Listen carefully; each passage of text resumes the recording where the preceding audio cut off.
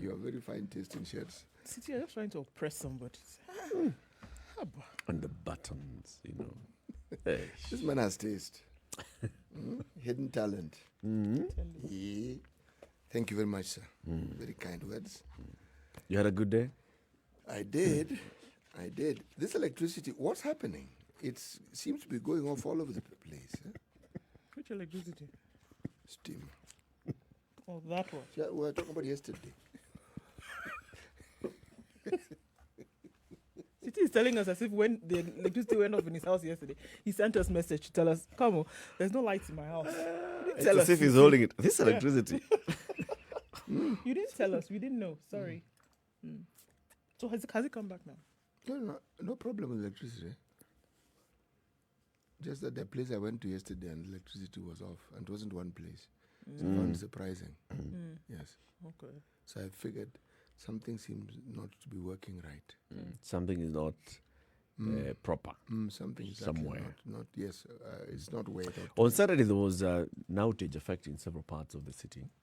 Was it something that they had announced in advance? No, it was something accidental that they announced after the fact. After the fact. By the way, We regret to announce there will be that an outage there now. has been This suffering that you're there is experiencing. an ongoing power outage in parts of, I think it was parts of Westlands, Kitisuru, Parklands, some parts of the CBD or something like It that. becomes an issue because for the longest time now, that hasn't been the norm. There was a time when power outages were normal. No. In fact, the surprise was when you found that you had constant power. Then you said, There's "Hey, something what's wrong happened?" with you. You even asked, what's happened today? I think it's still normal to some parts. You hear this language of people saying when it rains, Kenya Power na anua stima. There was an, Isinyeshewe. it's yes, there was that time. They even got a name. Kenya Power and the Darkness. I came here and I heard people used to say Kenya Paraffin Lights and Candles. Yes, now that tells you. But Kenya Power has moved from that to the point where you actually take power for granted. Yeah. It's a norm, it's a constant. Come to Lagos. And then You will not see. There will be no power. Not like you will see. This one you will not see. it's a reality that exists even in the now and here. I'm telling you, Lister came and set up a local plant. Why? They knew. They knew. Yes, no. So this Kenyan thing, you guys don't have. Have people now bought the silent generators? Am I still then in every neighborhood? Are you hearing what I said? I said Lister has set up a local assembly plant in Nigeria. Why? Assembly plant That's what I'm telling you. for generators. You got it. What? Okay, as opposed to plows. Generator. Okay, just confirming. But the cartels are reigning strong and supreme. Let me just ask the question again so that I understand. No Kenyan. There's NEPA, Okay. National Electric Power Authority. It's like your Kenyan. Kindaruma Dam. No, we have another dam, but Do you it's have not 7 called forks? Like, do you have big rivers? Yes, we do. Like our river Nairobi? Remember, these guys have a whole province full of rivers. River state. Yeah. The country was named for the Niger River. Yes. There you go. Yes, they So, have. and then big dams. We have many. There you go. So now, There's Yankari. Huh? What do you guys do with your dams? I think this is what we need to ask. I mean, water, dam, passing through. Electricity production? We Not- produce electricity, but then now why give it to the people when you can use it to make money for yourself? So what do they do with the electricity? They provide the whole national grid for Nigeria. Supplies the entire, powers the entire national grid for Niger. That country called Niger. Is that Niger is Niger. But there's Niger State in Nigeria. does Niger have enough money that you can say that, I mean, this is commercially viable? They're paying Nigeria now. They're paying Nigeria for the power. Who else provision. have you guys colonized? More than Nigeria more than Nigerians would pay. What do you I mean, I'm mean? trying to understand the business sense of not selling it domestically and then you export it to go and sell it to this other country called Niger. Yeah, but at the same time, then you have individuals who then can collude and have a partnership with Lister, for example, to continue bringing generators into the country, and people are going to buy and use those. making money as opposed to providing power. It's one of those things about development that people and leaders just don't realize or understand, or choose not to understand, or choose not to act. Whereby if you actually developed your people, you would do better, you would be better. So I'm sure they understand all that. that's what I'm saying. Choose not to act. Are there any other countries in the neighborhood? So this country has the richest woman and the richest man in the continent, and very many other wealthy people. Richest woman, she's overtaken Isabella. Yeah, she has. Is it since Isabella's having problems? Even before. Even before. Well, Isabella wasn't really being considered because, father connection. Father, not there. Person who has the money is the one who's considered. So that's why it's a lucky jar in this case. Okay. Now she get the money. Let me ask the question: are there any other neighbors that Nigeria, the country of Nigeria, provides power to, apart from Niger? Partly Cameroon, partly Togo. The countries that we share borders with. Yes, but not completely in Togo and Cameroon the way it is in Niger. Niger. Yeah. It's not a laughing matter. They think weak me, I beg. Okay, welcome to the show, everybody. Today, the 29th day of September, Kimefuguriwo is open. Is all open. Let the party begin, as the standard says. Hey. Yeah. It's back to the goodies. So, we'll be discussing that throughout the show today. And also, we have to look at, what's the place of COVID-19 in all these celebrations? And so where are we? Let's look at the numbers. Yesterday, how many people passed on yesterday? The announcement yesterday was I think 9 people died. 9 people died, and there were only 53 cases yesterday. So, again, the question is, in terms of how many were tested, from 244 on Sunday to 53 cases yesterday with 9 deaths, bringing the total tally of deaths in the country to 700. That was as of yesterday. So this is what is being looked at. Testing continues, hoping to continue with these over the next couple of weeks. Again, according to the Ministry of Health, that they hope to do more and carry out more testing. Again, it came out yesterday that the fear is that there would be more infections if precautionary measures are not taken. And I think we heard this from the speech given from the Ministry of Health, from the remarks made by the president, from the remarks made, by other stakeholders that, in as much as we want to open up the economy, the threat that is being posed is still very high. The president said yesterday also that it's at the point of victory. It's at the point where you think that you can raise up your hands and rejoice, that is when now whatever then could bring in defeat would creep in. Mm-hmm. And so that's why the calls to remain vigilant and do everything that you need to do to make sure that it doesn't creep in and you don't get to a second wave is absolutely important. So this sentiment is what fueled the decisions and then the directives that were given yesterday. There's a question that CTU had asked, and you've asked many times, whether the people who have died, they have died as a result of complications from COVID, or they have tested positive for COVID and while undergoing treatment for other things, then they also died, or maybe they even tested positive posthumously.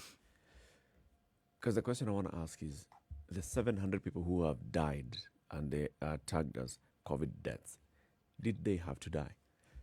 Or was it COVID that actually caused their death? Because you may be COVID positive, but yes, you could argue that the complications that COVID brings about eventually ends in your death, but something specifically will be the cause of that death. So the question is, how severe was that condition brought about by COVID? Yeah. Was it what led to it, or did it contribute to it? Because you can be asymptomatic, you can be COVID positive, but you're not sick. Yeah. There's nothing wrong with you as such, so to speak. You're not about to die. And yet, you could also be about to die and you don't have COVID. True. Mm-hmm. You could have complications that are not COVID related in any way, and yet... You're COVID positive. Yes. You see, where I'm coming from, Eric, is people were dying before COVID. So, have the numbers of those who die in the country increased that significantly as a result of COVID? Is it average number of deaths plus 700? Yes, exactly. It's something that I think we are still going to continue probably discussing. It will be important to understand. And also, let's assume that the 700 have died as a result of complications caused by COVID. All right? COVID-related complications, yes. Did they have to die? No. Like if we look at that whole treatment, how they sought their care, what kind of treatment that they were receiving, what kind of care they were receiving, can we then say that, wow, it was so bad that they actually, there's nothing more that the healthcare system could have done to save their lives? Could their lives have been saved? I don't know, but for every death that occurs due to an illness, there are those who will argue that this one was beyond redemption. Yeah. So this one was in a coma. There are those who say no, they may come out of the coma.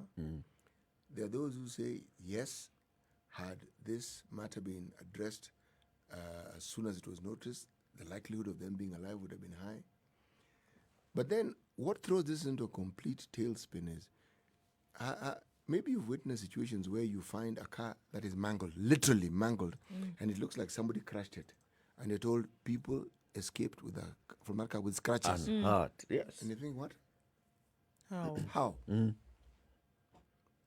they weren't thrown out of the car. Then a car has a small dent, and you're told somebody who was in that car died from complications that are caused by the accident. So sometimes the issue whether people stay alive or they die has very little to do, in my opinion, sometimes with the condition. But nonetheless, it would be good to know. It would be. And then you find people who were otherwise healthy and then contracted COVID, but then got well. Yes. So it would be Many. yes, very many, right? And people who said it took them down completely. They didn't have any other pre-existing condition, etc., etc. They were fine. So I think it would be very interesting to see, of the 700 that died, children, middle-aged, older people, did they all have a pre-existing condition that might have been exacerbated by COVID, but it was not the reason for their death? The question Eric has asked this morning is really interesting. Fine, they may have had COVID, they may not have had COVID. That's my extension, but did they have to die? I'm thinking of that retired medical worker, was he in Wajir? Who got COVID, needed hospitalization, needed oxygen. There was no oxygen, right? From where I stand, that man did not have to die. And those are the questions I'm asking. Is it because of how our healthcare system is set up that some of these people have died? So somebody say they required hospitalization, they required an ICU bed, but there was no ICU bed immediately, and their condition worsened, deteriorated, they ended up dying. Or they required intubation, there was no ventilator available, they died. They required oxygen, there was no oxygen. Can we really say that these people, everything that could be done had been done by the time they were dying? Actually, if you ask that question, then you need to go back and ask the question. When we say we don't have test kits, is it that, what is it? What are we talking about? Is it that we don't have money for test kits? Is it that the supply of test kits have been taken up by everybody else so that we can't get any? And if so, how? And then comes the question, those who are getting it, how are they getting it? Are they getting it? Yes. And then you bring that question down to whatever else you need to sustain and ensure that people stay alive. Do we have them? And if we don't, why don't we have them? What are the reasons behind our not having them? So the question that you ask now becomes a valid question. Now, if these questions are answered then, and all these things were in the positive, yes, we have, you could say, and the effort was made, is documented, you can say, actually, whatever could have been done was done. Yeah. But in the situation we're in, Eric, unfortunately, we cannot say that. We don't know. Yes, we can't say that because we don't know. Absolutely, we just know that this is a statistic. 9 people were announced yesterday that they died out of COVID-19. What exactly caused their death? What led to their death? The circumstances under which they died? We don't know. 18 minutes to 6. Let's take a break, take a look at the weather, and then we continue with the stories. Good morning.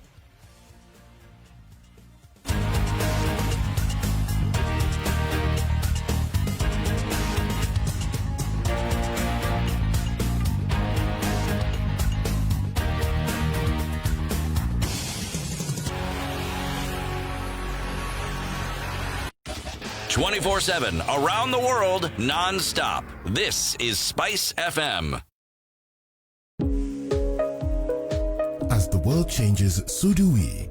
We adapt to our situations to bring out the best in us. This is why the Standard Group and Oxford University Press East Africa have partnered to bring you Tutor Summer Online.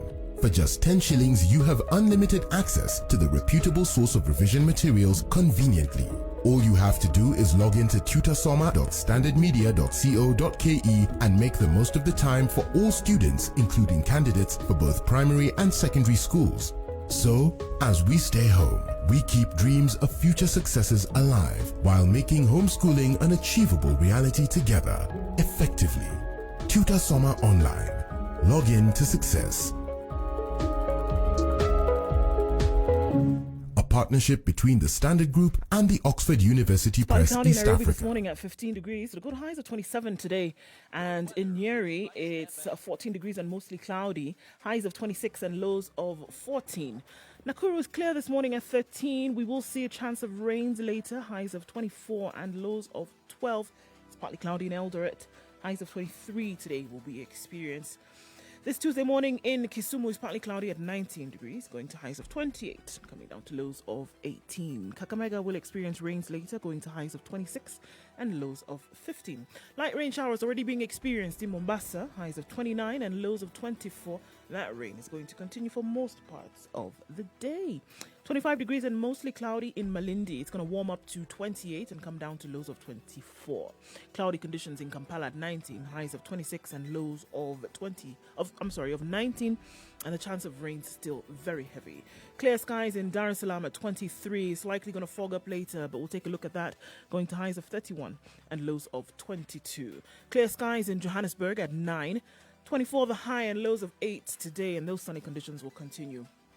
Lagos is experiencing thunderstorms this morning, and those thunderstorms are likely to last well into Wednesday. Highs of 28 and lows of 23. It's mostly sunny this afternoon, yes, in Beijing. Highs of 17 and lows of 8, and a chance of showers later on in the evening. Light rain showers in London as well at 16 degrees. It'll go to highs of 18 and come down to lows of 9.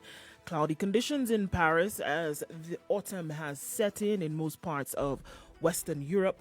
Highs of 19 and lows of 13. And we'll take a look now into New York, where it's still, yes, Monday night at 21 degrees. It'll rise to a high of 26 and come down to lows of 20.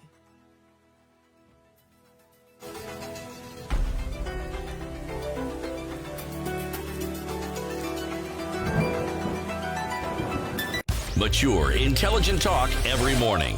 Spice up yourself.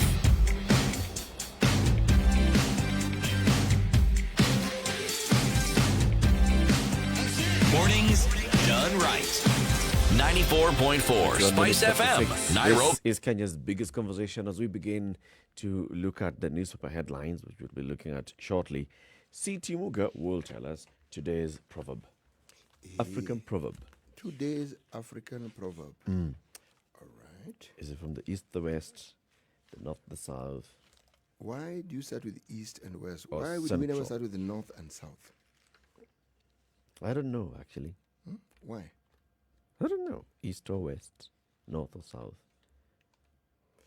All right. When you hear me dilly-dallying like this is me trying to figure out where I wrote the proverb, and because I know where I wrote it, and then suddenly I find it has moved. It isn't quite where I put it. It has moved to another page. Yes. All right. This one is a Zimbabwean saying. A man who does not lie shall never marry. Huh? A man who does not lie, does not... Oh, I don't know why I heard die. No. Lie Okay. shall not marry. In fact, shall never marry. So, in essence, Lie of uongo or lie of kulala?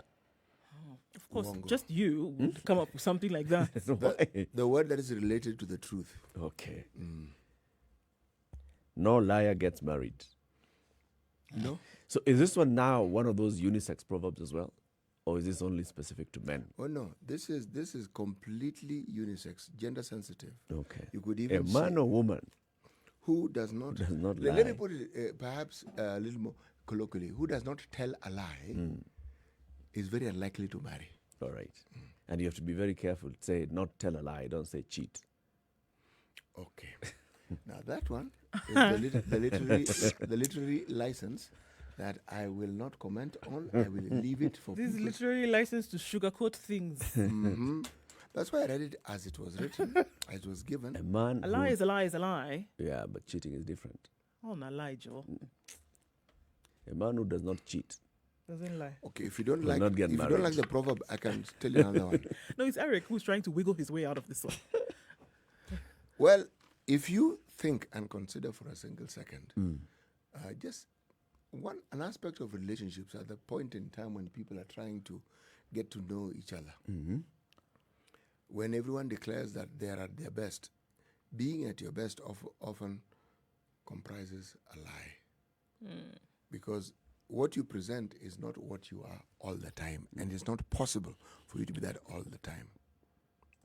So, if we start from there, you might actually consider that perhaps we have been a little unkind when we've been talking about our politicians, when we call them names that are supposed to be descriptive of what they do.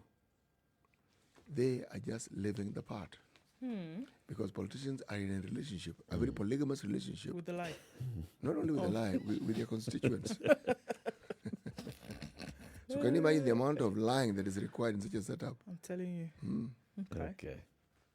Okay. So let's look at the headlines.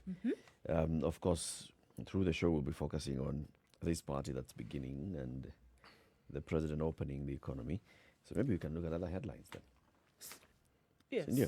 Yeah, sure. Even the politics of DP Ruto missing. Uhuru's big parade. Why don't I start off by telling you the headlines on the Star? Githu gave consent to medical equipment leasing deal. Oh, ouch. Okay. Document seen by It the fights Star. back. Yes, it most certainly does fight back. Document seen by the Star. By the Star show that former AG approved the entire transaction. Quote by the former AG, I hereby confirm that Principal Secretary MOH Kenya is duly authorized to execute documents for and on behalf of MOH. He is quoted as having said that. Does he say which documents? Well, the documents that gave the ministry the Was that authority. the only correspondence from the AG regarding this matter? It is not possible for that to have been the only correspondence, because if we go back into history, in the not too distant past, we presented or we read out or we looked at documents that was presented in our papers, indicating that indeed one of the things that the office of the Attorney General had done was to return the documents that were presented initially to them so that they could be amended appropriately. Yep. Remember? Yep. Yes. And this, what I've just read, is what was supposedly or is being indicated as having followed when all the things that had been considered a little contentious, a little not up to scratch, Iffy. had been sorted out, then authority was then granted. But why this makes headlines is because also in those previous articles, there seemed to have been a very, very strong denial, the word denial here, by the AG that he actually hadn't given the authority. Anyway, you want to say something? I'm just hearing this drama of back and forth, and it's sometimes what we say, it's what you'd expect. All right, that this particular counter wasn't given immediately. The former AG said this before the Senate Investigating Committee. This particular counter wasn't given to the Senate committee. But now that a report is out, you see other, information coming in from somewhere, documents that are leaking, Yes. giving other details. And of course, the leaking documents are not coming as a complete set from document A to document Z. You're seeing document X. It's like a selective part of Yes. that particular documentation, which will lend itself to a certain Which interpretation. is, of course, yeah. So I just not sure what to read of all these things. It's that's why I started by saying it fights back. It does. There's gonna be some pushback. There's gonna be, attempts to bring in counter narratives. But I think the counter narratives have their moment and have had their opportunity. One of the things, though, that I think will also be apparent is that things that you may have done even in absolute honesty and with the confidence that this is what ought to be done because you had been advised by the people you work with, because the AG doesn't work alone, and you had appended your signature to or given the authority to, you later discover it wasn't quite what you were told. But because you had appended your name or your signature to it, you are not going to convince anyone that you did not know. Sure. And yet, if you are to understand just what that office deals with on a daily basis, it can't be that this is the one thing they look at. No. The government, every time the government gets into a contract to borrow money or to do something, the AG, Solicitor General are involved. They have to be involved. And this happens on a daily basis. Yeah. So when you consider this is just part of something that happens, there are people who have to advise the AG and say, we have gone through it, this is what we feel, and this is what it is. So if they're going to drag the AG into this, let them drag everybody that chain. Through, Yes. and through. And let everybody explain their role in it. Yes, we know it has landed, and he is the boss, and it is him. Yes, the buck does stop with him, but let us also understand those who form that particular chain leading up to him. And we're part of the process. Precisely. Because even those documents, when they say they were drafted, he doesn't draft them. No, he doesn't. Interestingly enough. Working for government, my friend. He assents to it when it's done and goes through. He doesn't write it, but I mean later, pens his signature. He does. Yeah. He does. But there are very many people have involved in the process. Yeah, and even those people who have interest have also infiltrated the system. So they'll ensure that whatever is coming for signature looks and feels like it's the right thing, yet there's a clause somewhere. It's like these documents that are brought to you to sign around 6 in the evening because and they say just sign here. Someone knows that the you rest. And it's just, you stay late in the 17 office. pages and you just have, somewhere in the middle. And they said, don't worry, just sign. I'll do the rest. We're just hoping It's a you could dirty just... lie. And you're thinking, I've been here the whole day. The whole day. I was working on it. That's why I didn't bring it. 6. Said, no, leave it. Let me read No, it this overnight. thing has to go out tonight. No, leave it. Things Come will back happen. Let them tomorrow. happen. I'll sign tomorrow. You see, now that's the thing about working for government. You cannot trust. In the private sector, you would receive something like that and you'd be like, so have you gone through it? What am I supposed to do? So what are we? You already know what is in the system. You do. What's coming to you. You already know what's coming to you. And you know that these are the checks and balances that are here.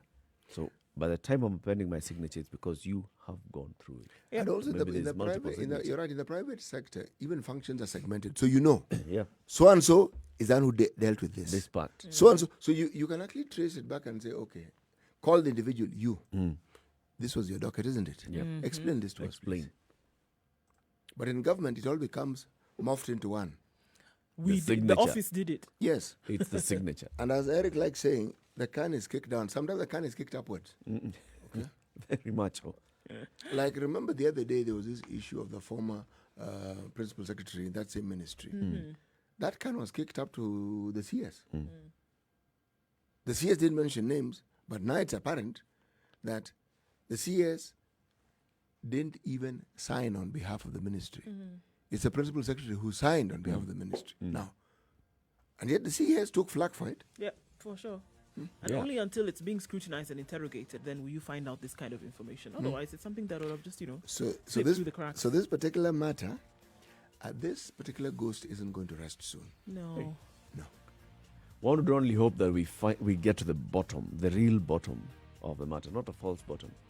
Eric, repeat that statement again.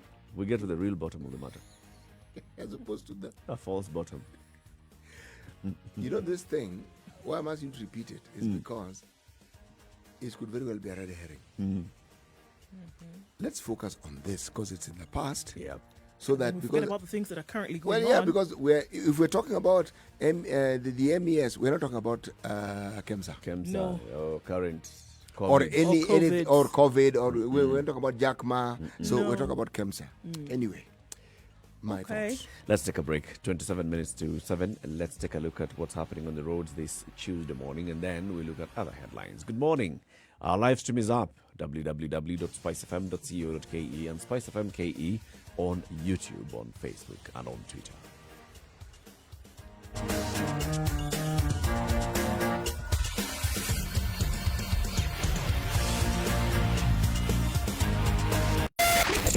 Spice FM. Malindi. Okay, Traffic. So it's Tuesday morning and the sun is trying to creep out, at least in Nairobi. Let's see what it looks like on the roads. Right around Pipeline this morning, as you're either trying to join, find your way to join then Mombasa Road, or go the other way and then get on to Outer Ring and then joining the Eastern Bypass. Okay, there seems to be a mess there, and it's moving very, very slowly this morning, bumper to bumper in all different kinds of directions. And people are waiting for some kind of order, and there's some police who are trotting over there at the moment, trying to see if they can sort that one out. Gong Road, Matatu Madness is back. It never seems to end, guys, and this is avoiding traffic. Tailed back all the way to the junction. Jogo Road to town, very all right at the moment. Not being affected by what's going on Waiakue. Okay, the diversion heading towards Kikuyu is very slow this morning, and that's around Westlands. Getting into the CBD, though, through the roundabout is not too terrible. Okay, so where we see the trouble spots this morning seems to be around the Eastern Bypass. That should open up in a while. So if you've left early, you're in good stead. Let's see what happens in a short while. Spice FM KE, that's how to reach us on Twitter. If you get stuck somewhere and find an alternate route that no one else has found, let us know.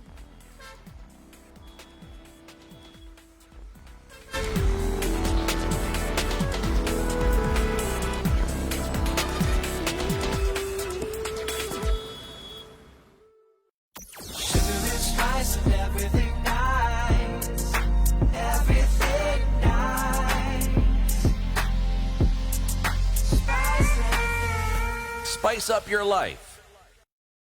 Mature, intelligent talk every morning. Spice up yourself. 25 minutes to 7, we look at more headlines in the papers this morning. DP Ruto goes missing on Uhuru's big parade.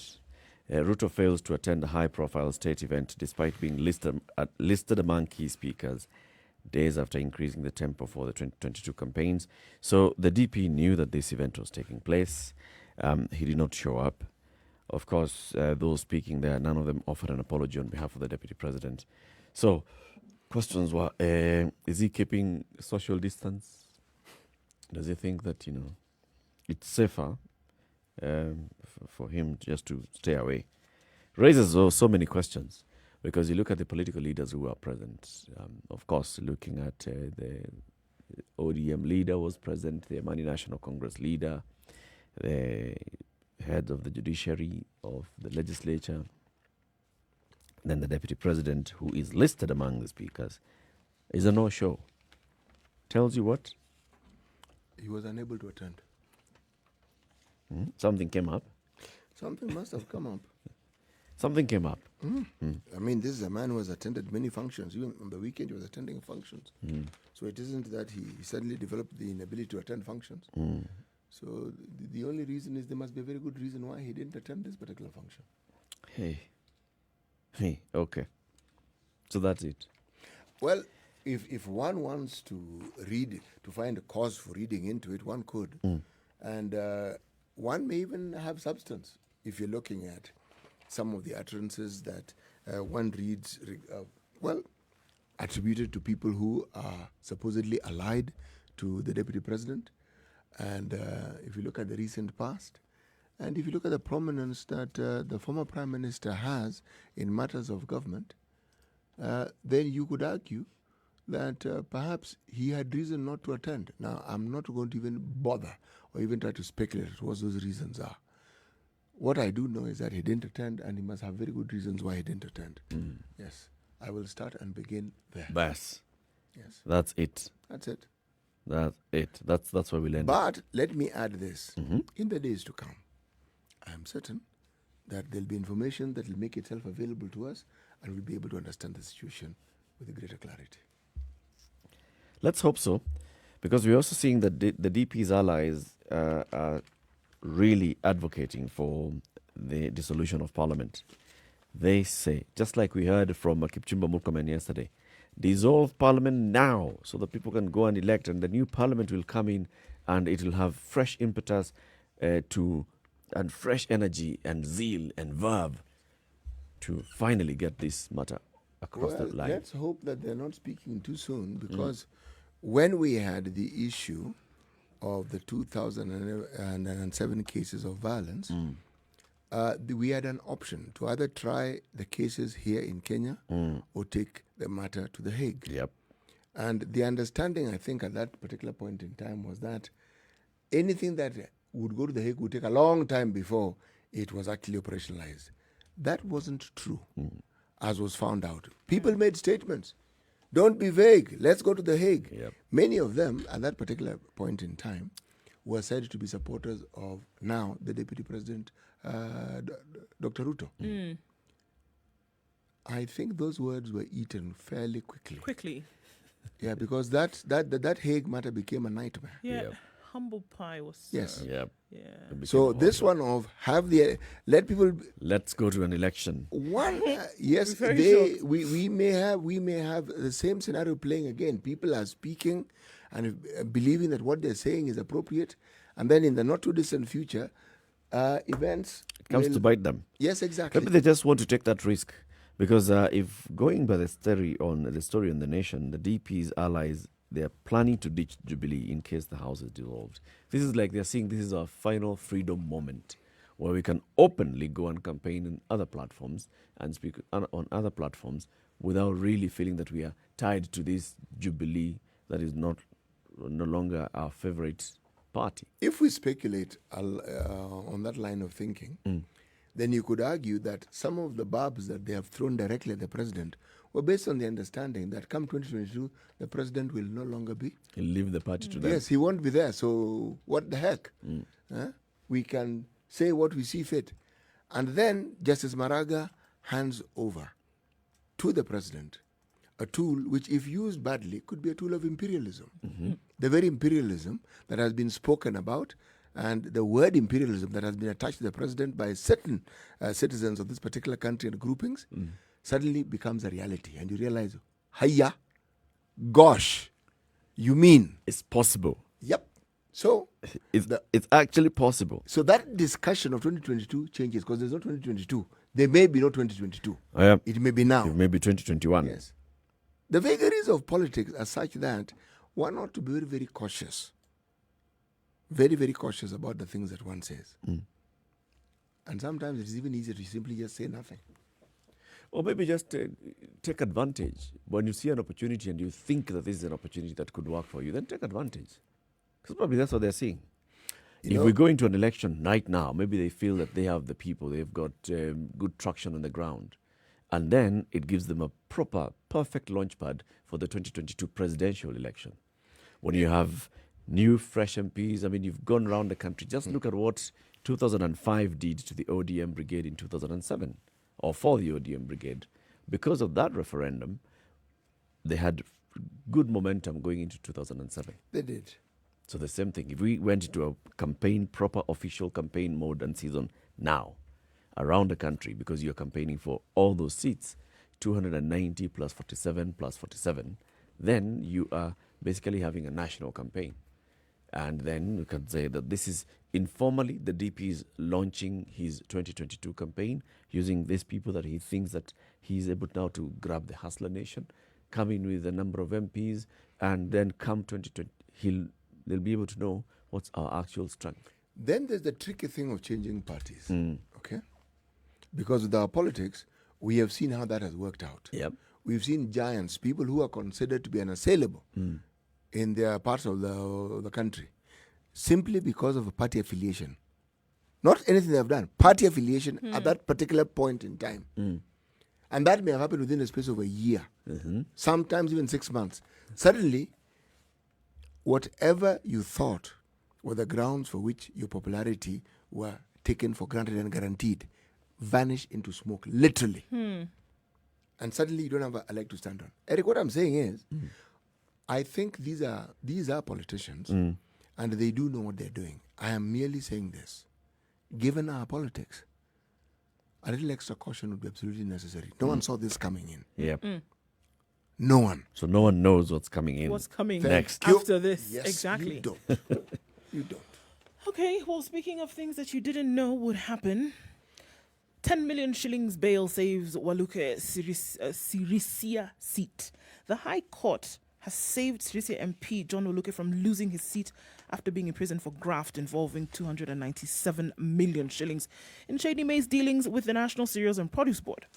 Justice John Onyego yesterday released the MP on a cash bail of 10 million shillings or a bond of 20 million, pending hearing and determination of an appeal against the lower court's judgment that sent him to prison for 34 years. The retired military major, who was imprisoned on June 22nd by the Anti-Corruption Court, was at risk of losing his seat in the National Assembly should he have missed 8 consecutive sittings. While urging court to grant Mr. Waluke bail pending appeal, lawyer Elisha Ngoya said though the MP cannot lose the parliamentary seat on account of conviction, the seat was in danger of being declared vacant for his failure to attend sessions. So many were asking, how then do you get bail when he had already received sentencing? Now the bail application is made on the appeal. And now they're looking at appeal essentially as a fresh quote unquote case. Yeah. So on that, bail then can be applied for, and in this case was granted. Until he exhausts all avenues of appeal, he can still play that game. Yep. That's what it is right now. Being very smart and looking at the small cracks that you can actually slip Being through. smart after the event. Right.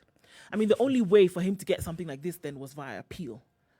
Sentencing had already been given. He had tried to raise some money to pay the fine. It did not come through. So the only other option was to appeal it. And since the appeal had then gone to a higher court, it was seen as a fresh case upon which application for bail could be made. But it is a fresh case. It is. But as matters stand, the judgment and conviction of the lower court still stands It does. until that is vacated by the Court of Appeal. Exactly. So he's still a fraudster. Yeah, that's the thing. I mean, it's still, the judgment still holds, right?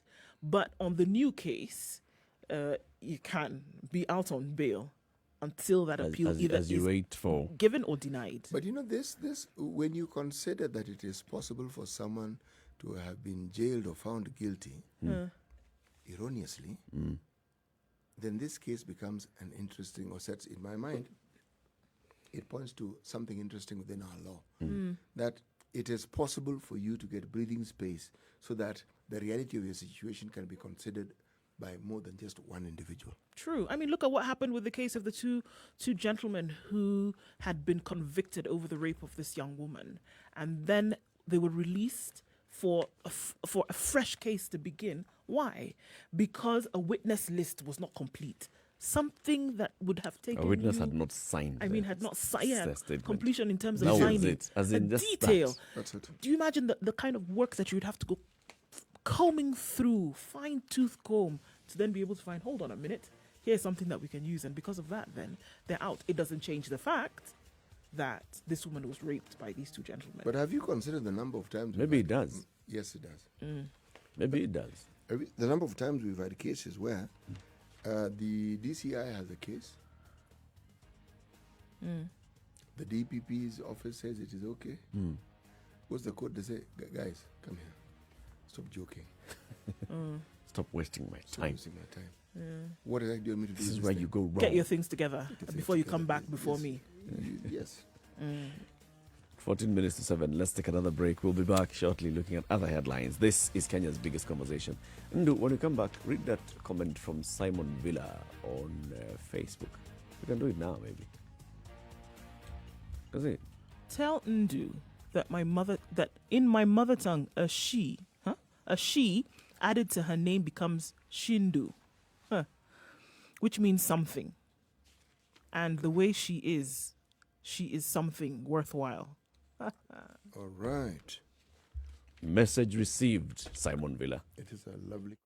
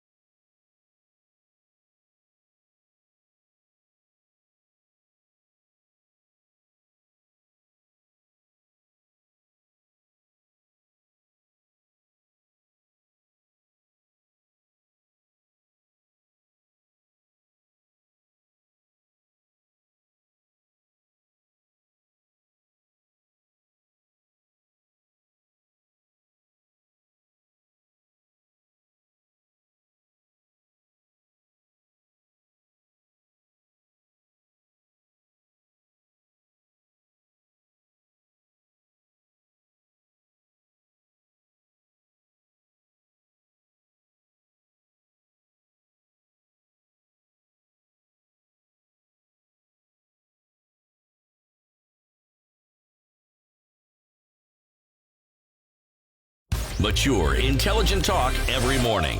Spice up yourself. 10 minutes to 7.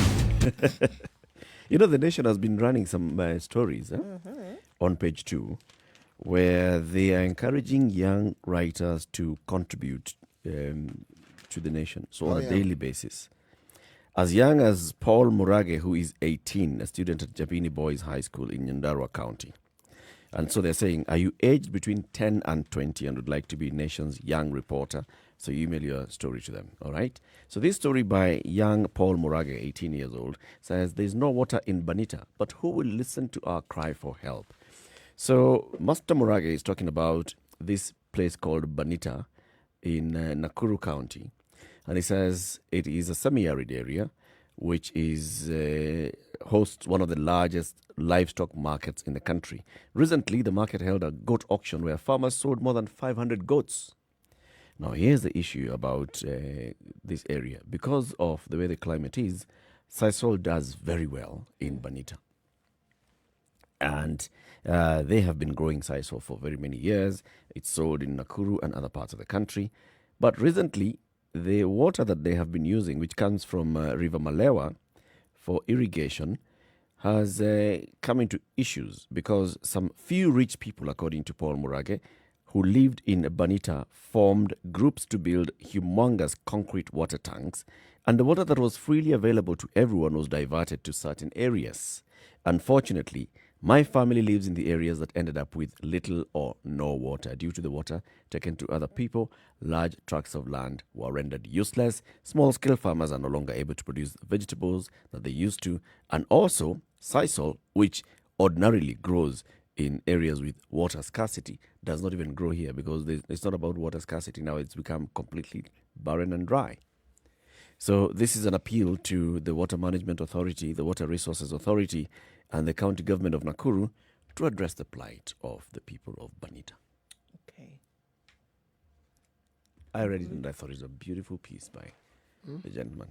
Good piece of activism. So this this appeal, this competition or that forum that Nation has offered, how long has it been on? Couple of months now, I think. I've been seeing it. Every day it's there. And when does it On end? the second... It's not a competition. Yeah, I don't think Just a platform. it will end. It's a platform that they're giving to Encouraging journalism. younger minds to write. Excellent. Which I think is a good thing. It's lovely. It's a beautiful thing. Nduh. Yes. Interesting story. So, I know we're going to talk about the opening of the economy and looking at schools and such. So let's just look at a little bit here, where a lot of teachers then who reported to school yesterday seem to be in a problem. So it says that schools in a fine mess as teachers return to dusty, dirty classrooms. Yesterday was the 28th of September, and before, of course, all the announcements were made by the president yesterday. The Ministry of Health and the what are these fellows called? Teacher Service Commission had told teachers to come back on the 28th, right? Now, the mess that has defined public schools over the last 6 months welcomed back teachers yesterday as support staff who usually keep the institutions tidy and habitable stayed away, having gone without pay for so long. The teaching staff were greeted by overgrown bushes, facilities in disrepair, dirty and dusty classrooms, and gullies running through playing fields owing to failure by the government to release funds for maintenance during the prolonged closure. Visits to various schools revealed only a few support staff, mostly guards, are still working, but there was a near to 100% turnout by tutors. They, however, went straight to preparing their teaching materials in readiness to receive learners as directed by the TSC, which now is not going to happen, and the support staff stayed away. So it would be, if you're now going to work backwards, if things had actually come out the way they were expecting, you then want to ask the question, would enough time then have been given to get these institutions in readiness? How were they whereas we were expected? told that everybody was ready to go. I have this feeling that all along, the announcement from the president was going to be this. All along. It's not saying that we are ready. It's saying until we are ready, and then the education CS will announce the timetable. So why were they talking about opening in October then? Who did? CS. Who did? Still, we are still not yet in October. It's still possible for the CS to announce in 2 weeks' time that we are opening in end of October. That is The true. president has not said do not open this year. The president has said He said figure out the how and then ensure we can that discuss we the are when. completely safe and all, and then we can discuss the when. Now, if you look at what is happening, the TSC asked teachers to report back to school yesterday. So between yesterday and a couple of days from now, they'll be figuring out the how. So how are you going to ensure there is physical distancing? How are you going to have, where are you going to have the hand washing stations? I think that we need All to those also take things. into consideration that apart from the CS, all the stakeholders kept telling us, and it was drumming in our ear, we are ready. We are ready, we are ready, we're ready. We've done all we need to do to make sure that we can go back to school. Clearly, that was not the case. And we It asked seemed- the asked the question, question okay, over and over this and over again. readiness, What what does does it it What look does like? it entail? Yeah. Yes, What does it look like? Have you put up ablution centers? Have you running water? Have you made sure that you can ensure social distancing within classrooms? What was the answer? We are ready. And when we had callers in, there's one particular caller I remember who was himself a teacher. Yes. Said, let me talk about where I teach. We do not have running water. Voila. And this area that I work in does. There are many schools. My school, the school I work in, is not the only school. Yep. There are other schools who have a similar predicament. Yep. Okay, have those matters been sorted out? Exactly. And so even when the ministry would be saying that we are still consulting and we are hearing from this, that, the other thing, you had the stakeholders who were then vested in this saying, we are ready. Those are And the it was ones not who've the been case. pushing this narrative. Remember, They're- I've been exactly. saying, They're the ones if who've you been look at the pushing this. newspapers, there has been this whole narrative of schools could reopen, and it's always, in quotes and quotes, right? Never a statement of fact coming from the Ministry of Education saying this is what is going to happen. What we know is that the Ministry of Education has said, let's sit, we are going to review, we shall announce, we shall advise the president shall make the declaration. We know that it was representatives from the Teacher Service Commission, as well as this other committee, the ad hoc committee that had been put together, who were then making the recommendations for the opening of school October. And now that was taken as gospel truth and was put out there and let people understand that schools are actually opening come the 5th of October, and then come the 19th, it would be phased out. It was already prescribed, it was done, it was put out there. And that is what people gobbled up and believed. Yeah, because of what was being reported, not because of a report that was presented that actually said open on this date. Oh, I agree 100%. I have always said, never once had the ministry said schools are going to open. I had said that the ministry needed to be very clear about what it is. It's a report. Are they recommendations? What is it? And I've always said that they needed to be very clear, and that was ceasing. So, because we already know what the habit is going to be. You put a bit of information out there, guess what?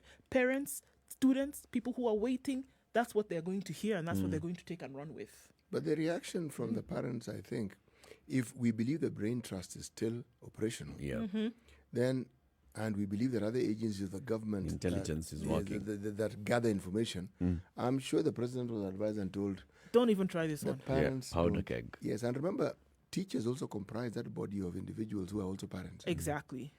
So they would know. They would know. I'm sure that the advice overall, all of this that we were hearing back and forth was, this is not water that you want to wade into. Yeah, so be very careful. Be careful what you wish for. Keep it right here. This is Kenya's biggest conversation. As we come to the top of the hour, we'll be on KTN Home for the next 2 hours, 7 to 9. And we'll also be looking at yesterday's, what was it? Conference? COVID-19 conference. We'll speak to one of the moderators, Dr. Mercy Korir of KTN, and we'll be seeking to understand the country's preparedness to deal with COVID-19 going forward, and also maybe trying to glimpse into what informed yesterday's decisions. Good morning. It's 7 o'clock.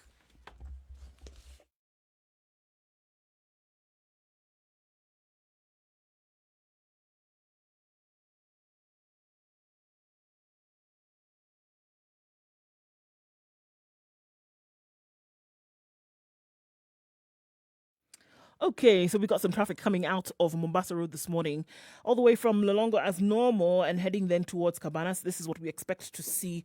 It shouldn't be too crazy today like what we saw yesterday, and hopefully by the time we get out of traffic hour, you would not have left too much in terms of blood, sweat and tears on Mombasa Road this morning, but we'll have to wait and see. Coming from the Nyayo Stadium roundabout and then heading towards the CBD and then out towards Westlands, we have a bit of a hold-up, bumper-to-bumper situation, but it shouldn't be too bad this morning. All right, let's take a look at Thika Road, getting through to the Pangani underpass, as then you pass Allsops Pass Survey, in whichever direction you're coming. It should be all right. It's moving slowly, but it's moving all the same, which is a good thing. Then Kiambu Road, as usual, the mishmash that we see there, slowly moving, snaking along as you then try to join the highway. It shouldn't be too bad for too long. All right, so it seems to be moving quite well in different parts of the city. In Gong Road, we have a bit of traffic there, so be careful. The roads are still closed in industrial area. That's Likoni and Lunga Lunga. But the alternate ones that you can use. A little bit longer, but you should find your way out with no problems. All right, getting to the CBD from Jogo Road as well will not be too painful either. Okay? Okay. Spice FM KE. That's how you can get in touch just in case you get clogged up somewhere. We can find an alternate route, or at the very least, keep you company.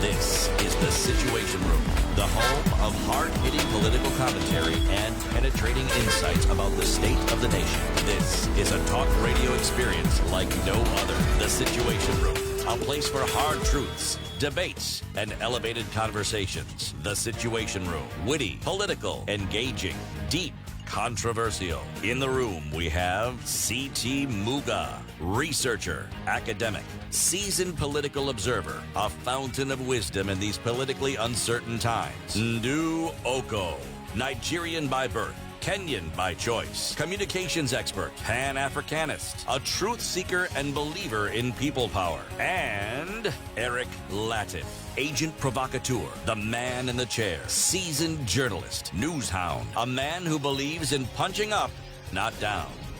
This 2.5 is minutes the after 7. Situation This Room, is Kenya's the biggest only way to conversation, stop. broadcasting on Spice FM. Nairobi 94.4. If you're in Eldoret, you're 96.7, or Nakuru 96.0. Go to Kisumu and the environs 102.5. Go to Malindi and Kilifi 97.7. Nyeri and Mount Kenya region 90.9. And where haven't I said? I've said everywhere. Nakuru and the environs 96.0.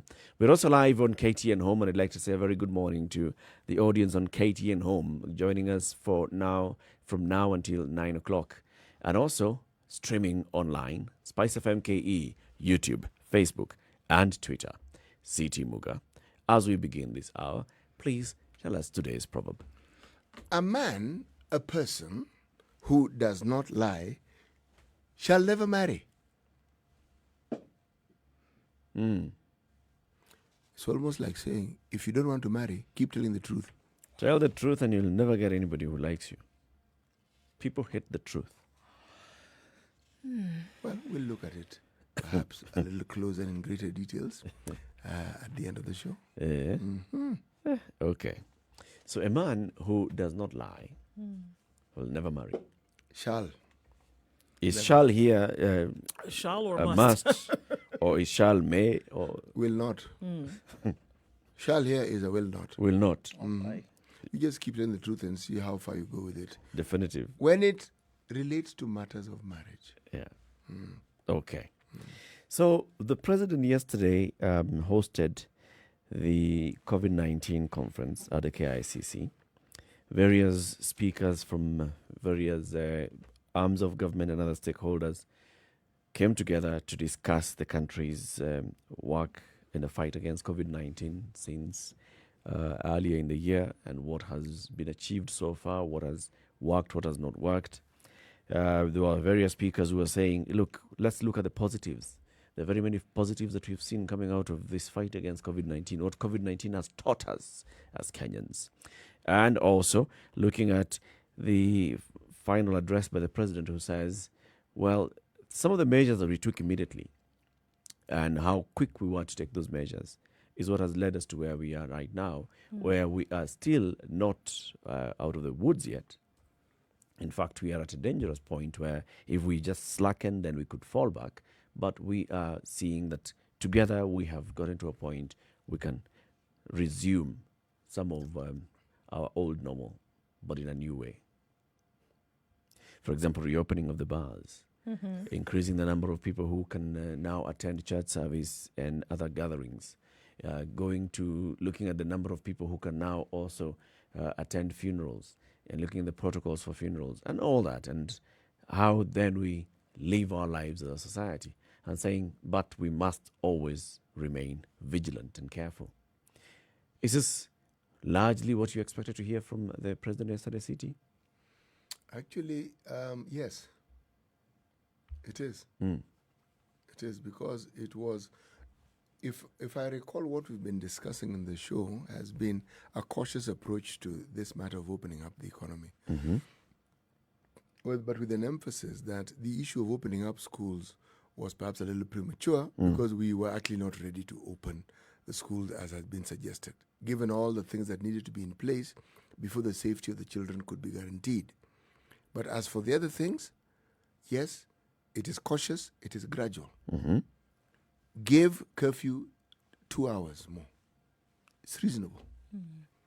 Open up bars. Now, again, the media has been full of just the number of job fatalities that have occurred as a result of COVID. People who are in that industry, how they have actually suffered. Now, when you hear that the number of people who are allowed to probably congregate has increased, it means that even people who are allowed to, perhaps the number that the hospitality industry can accommodate will also increase. Now, it is, in my mind, a positive change. And it is in a positive approach. Yes, it is. It is. There's one clause that I particularly loved, and I'm paraphrasing it, where he says, the president said, you know something, if we look and we see that things aren't going as we had thought, we will simply shut down again. That's me paraphrasing. Yes, we will shut down. So it isn't as though what we have allowed is supposed to just carry on ad infinitum. There's a provision that we are adding onto it, a little proviso. Should this happen, then we'll see. That, to me, is a responsible statement of saying we are not going to stop watching and looking and determining what is the best way forward. Yes. I do think that it was consolidated in terms of effort to make sure they came at these decisions that they did. I also look at an element of listening to what the heartbeat of the country is at the moment. And I'd like to look at that from the point that a lot of people were really affected when it came to the economic effects of COVID. Opening up to allow a lot of people to get back to work. I'm not going to look at it from an entertainment purely point of view, where restaurants and bars serving up alcoholic beverages, and that's what people are looking forward to. But the point that people were able to then get back to work. I mean, we spoke to a chef yesterday, and what did he say? Look, if he opens up today on Monday, I can start earning again, you know, as immediate as that. And if these things are allowed, then we can get back to at least putting some dignity, not just back into our hands, putting food on the table. And that was then absolutely necessary for that to see happen. Taking all of that into consideration while not throwing caution to the wind, to understand that this is still something that could come. And also just looking at what he did say, at the very beginning, he said, look, we can look at and say that certain milestones we have been able to reach, but that doesn't mean that because we seem to have achieved some kind of victory that we can then now throw up our hands in rejoicing and forget there's still a lot of work that needs to be done. And I think that was one of the overarching messages that came out. And then looking from the medical point of view, there's still danger that's lurking. There's still danger that's lying there. So even as, you know, things are loosened a little bit, we still need to make sure that we take care. The danger didn't actually lessen. It's still there. Still there. What lessens it is what we do, the precautionary measures that we take. That's what lessens it. Yes. I see this, and I'm sitting there joining everybody else who's celebrating. But at the back of my mind, I'm asking myself: are we where we are because of what the government and the people of Kenya did, or are we where we are because some mighty power has just landed us where we are? Look, so the president, for example, says. the COVID-19 positivity rate has fallen from 13% in June, 7% in August, and is now at 4.4% in September. That positivity rate dropping from 13% in June to 7% in August to 4.4% in September. Is it as a result of efforts that have been taken by the government, by the people, that you can then say that, you know what was happening in June, something was put in place, it reduced the positivity rate to 7%, and those measures continued, and they have therefore dropped the positivity rate to 4.4% in September? What is was that? done? What is that magic? I don't see that magic, to be honest. And I think I said it, and so maybe I bored you guys sometimes, but I don't think you cannot compare the amount of testing that was being done 3 months ago to what is being done now. You can't. I mean, there's a huge difference there. For you to then be able to say this is what the footprint looks like, more testing needed to have been done. And I say that I think there's quite a number of people who are walking around in the population who are COVID positive, but by virtue of the fact that they've not been tested, there's no way for you to know. So then for you to say that, we've dropped a certain number of percentage points, it's okay. However, I don't see this magic wand that has been waved to say this exactly is what has been done. You told us, Eric, people are walking around with, what did we say? Head masks and chin masks? Chin masks, People are forehead not, masks. People all over the place over the weekend. Others arrested, I don't know, doing what. Everybody was out anyway. So is it something, or maybe the intervention of a higher power that you talk about, so that people are actually not falling off the face of the earth and dying, right? But have there been particular interventions that have been made? Have you been able to find lower numbers because you're just not testing? Because you're not testing. No, but ask yourself the simple question. If you look at the figures, out of every 100,000, say, if you look at the America, not the Americas, America, USA, 395 per 100,000. Europe, 243 per 100,000. Africa, 16. Per 100,000. 100,000. Yes, cumulatively. Continent. 16. So, when you're talking figures and you're asking how it is, the prevalence is what it is, then what really are you basing this particular statement on when you say, of course the numbers are down? Of course. But then the other indicators, aside from testing, that we must look at. Do we have a situation where our hospitals are reporting that they're being overrun by cases? Yeah. We don't hear it. Are the facilities that we set in place being overrun by people? No. We don't hear so, it. it may be true. There may be indication that indeed, it's been managed. yes. But was The there ever a positivity- case where the hospitals in Kenya were run over? There was a time when There was time when they there was were busy. questions like, okay, they were busy. Yes, they were busy, and there were signs that they might get busy to the point where they are really chock-a-block being busy Unable to. to manage. To yes. manage. Yes. Let's bring in Dr. Mercy Korir, KTN's medical journalist. Good morning, Mercy. Yes, now you're on air now. Good morning, Mercy. Good morning, Eric. Good morning, City. Good morning, Nduh. Good morning, Mercy. Yes. So, Mercy, you attended this conference yesterday. In fact, Yes, you I did. moderated some of the sessions. Yes. On the and- health response. on the health response. Now, from where you sit, having covered the response to COVID-19 from the very beginning up to now, how would you answer that question? I'm sitting here and we are just asking ourselves, this positivity rate that's dropping, is it because our health system and our government efforts have actually brought it down, and of course also the citizens have brought it down, or is it because of something that we really can't explain? Okay. All right. So for me, the honest answer is I don't know what exactly our positivity rate is. Because for you to actually have a proper indication of the positivity rate that gives a true picture of the country, you need to have more testing done. So it means I think you need to have 1 in 1,000 people tested so that you're able to, be able to say out of, let's say, 5 million Nairobians, we have tested 5,000 people. And out of these 5,000 people in Nairobi, so many have the disease, and so this is our positivity rate. Then you would be more confident to say this is a positivity rate. But if we see where we are now, we are not testing as much. Our testing is not even representative of the population, because now our testing is limited to people who are symptomatic, who are showing up in hospital, and people who need testing for other reasons, especially traveling. So if you look at the sample size of who you're testing, then your positivity rate that is there is not really representative of what is actually happening on the ground. And it's like what you guys have been saying, like there could be so many people who have COVID, but we don't know. Because look at our statistics, 93% of Kenyans who had the infection have not had any symptoms. Yes. So the three of you there could have as well gotten COVID, gotten over it, and life continued. So we don't really know the true prevalence of the disease in the country because of the fact that people are asymptomatic. And then two, because we are not testing as much, they're not able to pick out everyone. And granted, we cannot test as much as you would have wanted to, because it would be a waste of resources.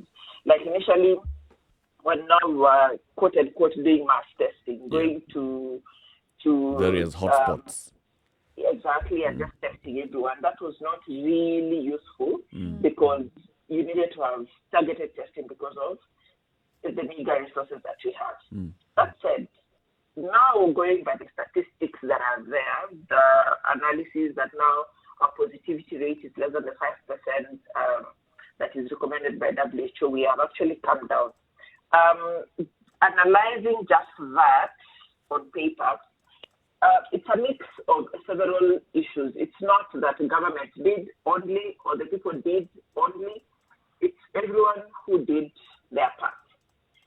That masks were mandatory while in public, and at some point, everyone was keen on wearing masks. Physical distancing was encouraged. So from our matatus to when people are in lifts, people are observing physical distance. When people are told only 15 people can attend funerals, weddings, all of those things, when they are put in place, people followed and adhered to them. We closed churches and mosques and other places of religious worship.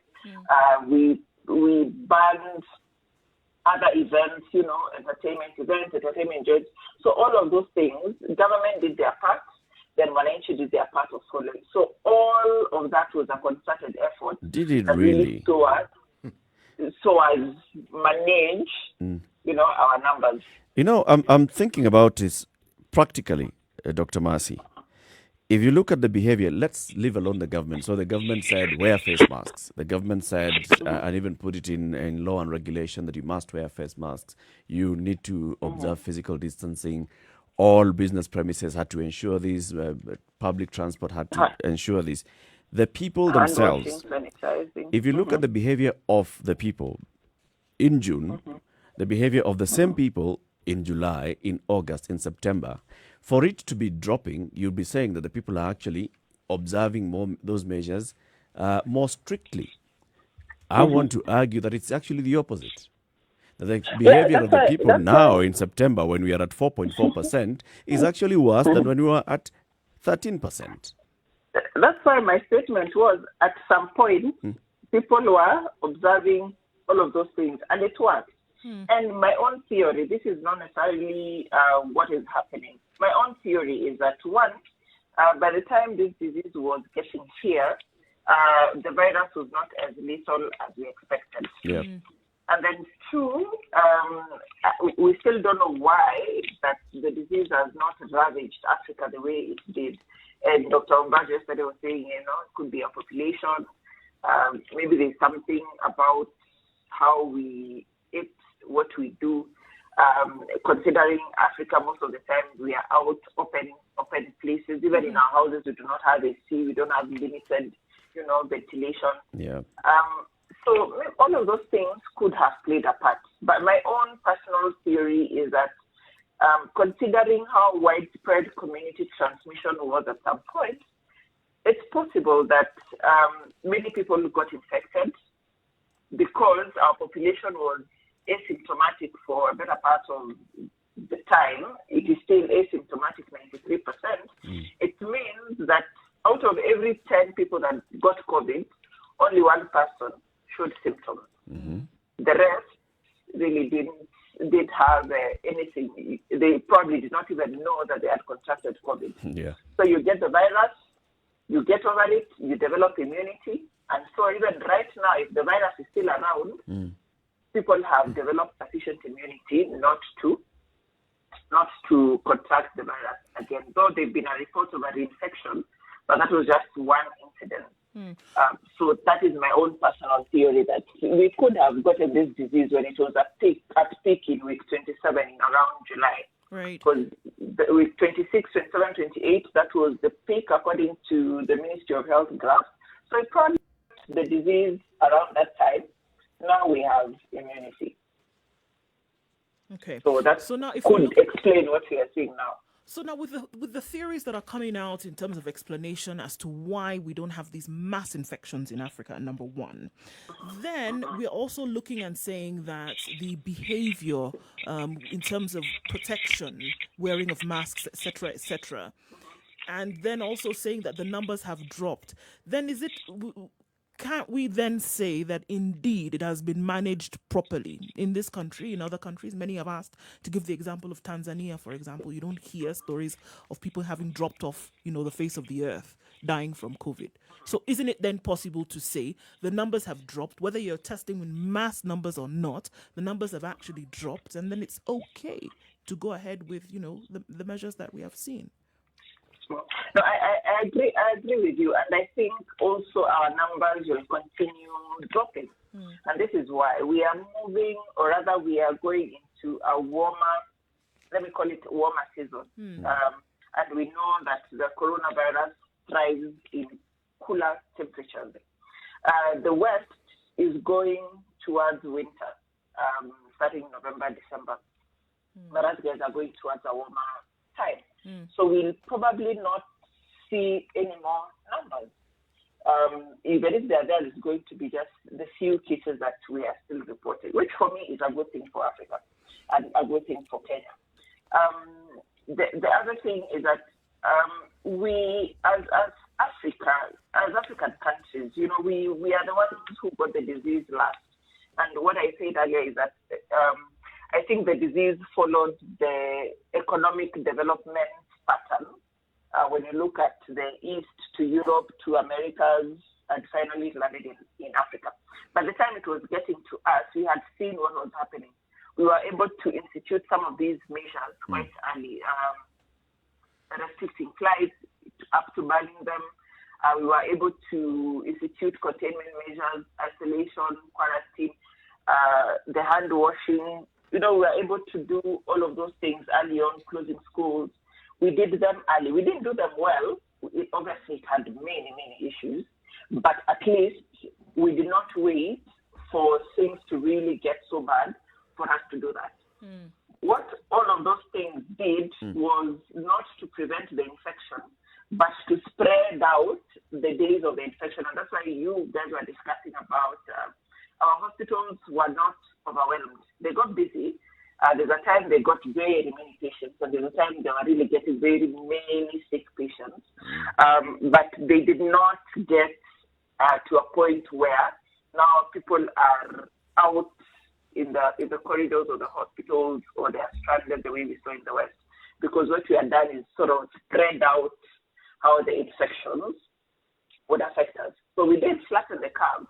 We just prolonged how the infections were affecting us to give us time to respond. Obviously, all of those things also had their own challenges. Mercy, let me ask you this question. Now, this is it is something that isn't discussed often enough, but I want your thoughts on it. The African immune system and the supposed robustness of it and its contribution to the limited proliferation of the COVID on this continent. What say you? So this is very pedestrian. It's not based on any science. But looking at the African population, just from what we eat, we are more likely to be eating organic food. I mean, during COVID, people from the village were sending food stuff from, this long distance buses like Easy Coach. It was busy because people were sending in food stuff from the village to people in Nairobi. Yep. So if you look at how we eat, much as there is urbanization, we have all our fast foods around, we are still very basic with what we eat compared to people in the West. Our food is organic. We do not have as many GMO food as the West. So you find that our immunity is, from even before COVID, has been doing fairly okay. We have, and I usually like giving this example, we have very many communicable diseases, especially cholera, amoeba, and all of these things. They usually, in any one time in a hospital, you see somebody with one of those infectious diseases. So they are always here. But you never hear mass deaths because, there's been an outbreak of cholera. An outbreak of yes, cholera. When it was an outbreak, it kills people many. Yes, it does. But there's not been like an alarming something out of the norm, So I think by the time we were getting into COVID, our bodies already are used to the diet we have. Our immunity is already good enough. It gave us some fighting chance. The other one is that our population, actually the young population works for us. So on average between 20 and 30 years. These are people who are at their best. Yeah. They are energetic. They are unlikely to have other pre-existing conditions like diabetes, hypertension. They are unlikely because those diseases tend to come towards 50, 60, 70 years of age. So these people are likely to be healthy, and that is the bulk of our population. So it is a mix of all of these things that I think works in favor of Kenya, works in favor of many African countries. And then now add on to those other containment measures, which we tried to institute pretty early with their failures, yes, but at least it brought us something. And even when you come down to Kenya itself, Nairobi, for example, is very different from the villages. I don't know if anyone of you has managed to go out of Nairobi, but you find that people outside Nairobi actually are going about their lives. If you go with a mask to my village, then people actually wonder why you are wearing a mask. They know you come from the city. Where there's corona, but in the village there's none. And if you look at what happens in the village, people don't stay in the house. When the sun is up, you are actually out, and you're out the whole day until later when you now comes, the sun is gone down, now you need to go and sleep. But so we need to take a break now. We need to take a break now and then continue this conversation. At 28 minutes past 7, we're speaking with Dr. Mercy Korir, KTN's medical journalist, right here on Spice FM. This is Kenya's biggest conversation, the Situation Room, which is also live on KTN Home and live online on Spice FM KE, YouTube, Facebook, and Twitter. We want to take a look at what's happening on the roads and also look at the weather. And then we'll be back having this conversation. What is it that has led us to get where we are now? Is it containment measures by the government? Is it the efforts taken by the government and the citizens? Or is it a combination of all those plus other factors that have favored Africa as a whole? Good morning.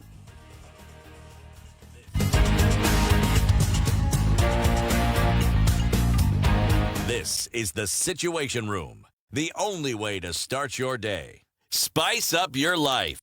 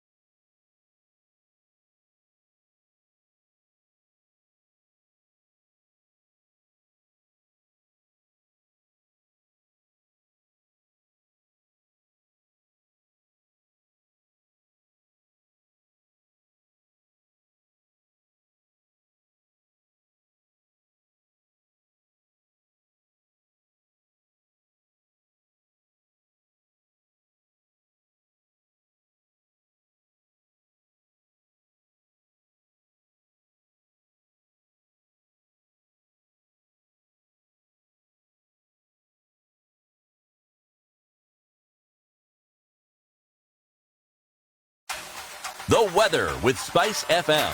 Okay, the sun's peeking through the clouds, CT. It's 17 degrees and it's partly cloudy. Highs of 27. Lows of 15 in Nairobi today. And in Njeri, it's partly cloudy at 15, going to highs of 25.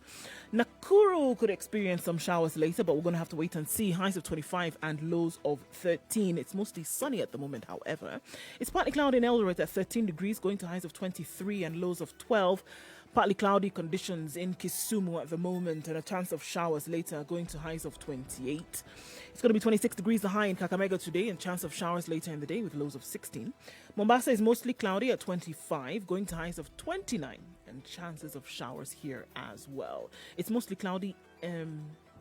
Yes, it is mostly cloudy in Malindi, highs of 28 and lows of 24.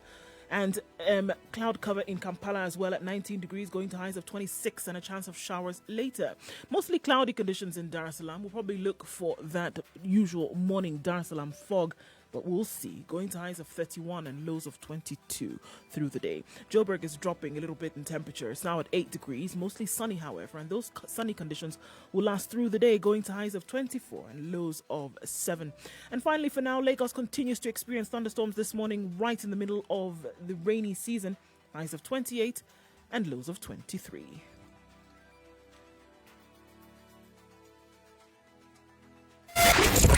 .9 Spice FM, Mombasa.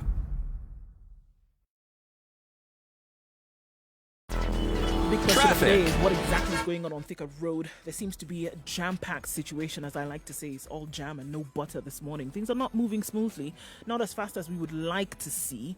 So we're going to keep an eye on that for now. Right around the Pangani underpass, it's not moving as we'd like. Then getting towards the Globe Cinema overpass, you can, however, use Forest Road. It'll take you a longer route to get into the CBD, but you'll get there without too much of a headache. So there's a little bit of a clog up right around the City Stadium roundabout as you head towards the CBD via Jogger Road. Industrial area roads in some cases still continue to be closed because of the construction that's taking place there. So this one you're going to have to sit it out, folks. The eastern bypass is now clear, as is the southern. So no problems getting to and from Mombasa Road and Thika Road if you're going to use the longer route. Okay, not too bad. Spice FM KE, that's how you can reach us on Twitter. Just in case you get into a sticky situation, we might be able to offer an alternative.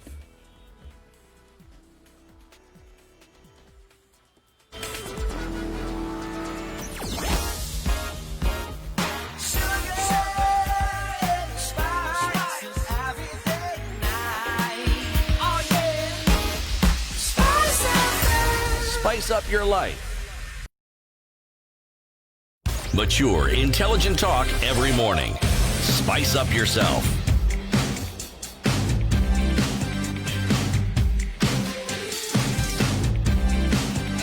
Mornings done right. All right. 94.4 Spice FM, Nairobi. This is Kenya's biggest conversation, the Situation Room on Spice FM, on KTN Home, online. Joining us on the line is Standard Group's Group Editor for Health and Science, Dr. Mercy Korir. And we are looking at the announcement made by the President yesterday following the COVID-19 conference. Uhuru reopens the economy. He warned against laxity. And we're looking at how the country has basically handled COVID-19 since the announcement of the first case. In fact, before the announcement of the first case for COVID-19, the establishment of the National Emergency Response Committee, the establishment of the task force, all the measures that were taken before that, all the measures that have been taken, during this period of COVID-19, and up to getting to a point where we are saying that the positivity rate for COVID-19 in the month of September is at 4.4%. And because we've hit that level where the WHO has advised, once you hit a level below 5%, then you can start looking at easing of some of these containment measures, then we are already doing very well. And the conversation that we're having is regarding this now, where we are at, the measures that we have taken, the vigilance that we need to deploy and still employ as a country. I am pushing, not pushing, I'm putting out an argument this morning that we as a country, as a government and as a people may be creating some false narrative of ourselves and saying that, you know what, because of the measures that we took in place, because of these measures that we've taken, we have been able to bring our positivity rate down. We've been able to address the impact of COVID-19. We are now at a positivity rate of 4.4%, dropping down from 13% just 3 months ago. That is not mean feat. And we are patting ourselves in the back and saying that this is the work of our government and our hands. And I'm saying absolute nonsense. You've forgotten the narrative that it may be the work of the Almighty. That's actually my narrative. Okay, spiritual intervention. Oh, yes. But Dr. because we often say that, and you've said on several occasions that decisions must be fueled by information, and the data that you get is what then should form these decisions, right? That's where you get this information from. If we look at the months of June, July, August, September, what kind of testing was taking place? And I'm still going to stick on the testing because for me, it's one of the only ways you can really know what's present in the country or not. If you want to look at countries around the world, India, for example, that's recording high numbers of tests, or rather of positive cases on a daily basis, but then look at their testing. They've done millions. In terms of testing, that's how they are able to know. The United States, 7 million cases, but they've done millions of tests. That's how they are also able to know.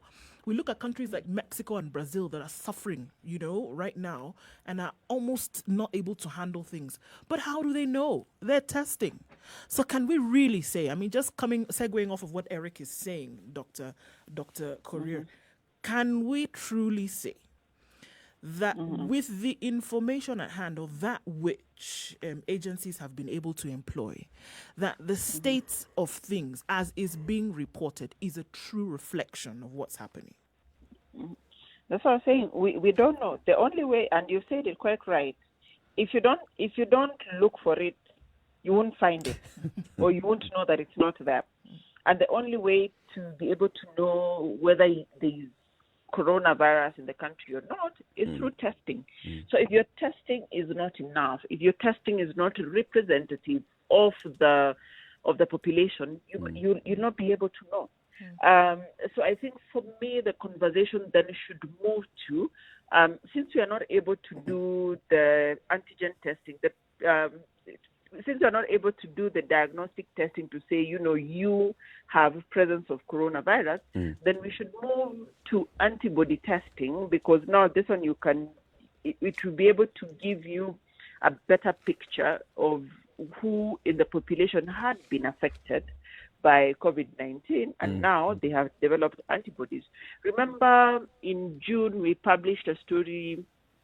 Well, the scientists said it was our reporting in media was not really correct, because it said 2.6 million Kenyans by then had been affected by coronavirus, when now KEMRI, Wellcome Trust, and some other medics looked at blood that had been donated in various parts of the country, and they did antibody testing so that they could be able to work out the number of people who had probably been infected by that time.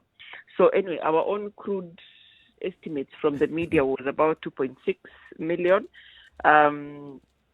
Of 2.6 million Kenyans by that time had been exposed to the virus. That was June.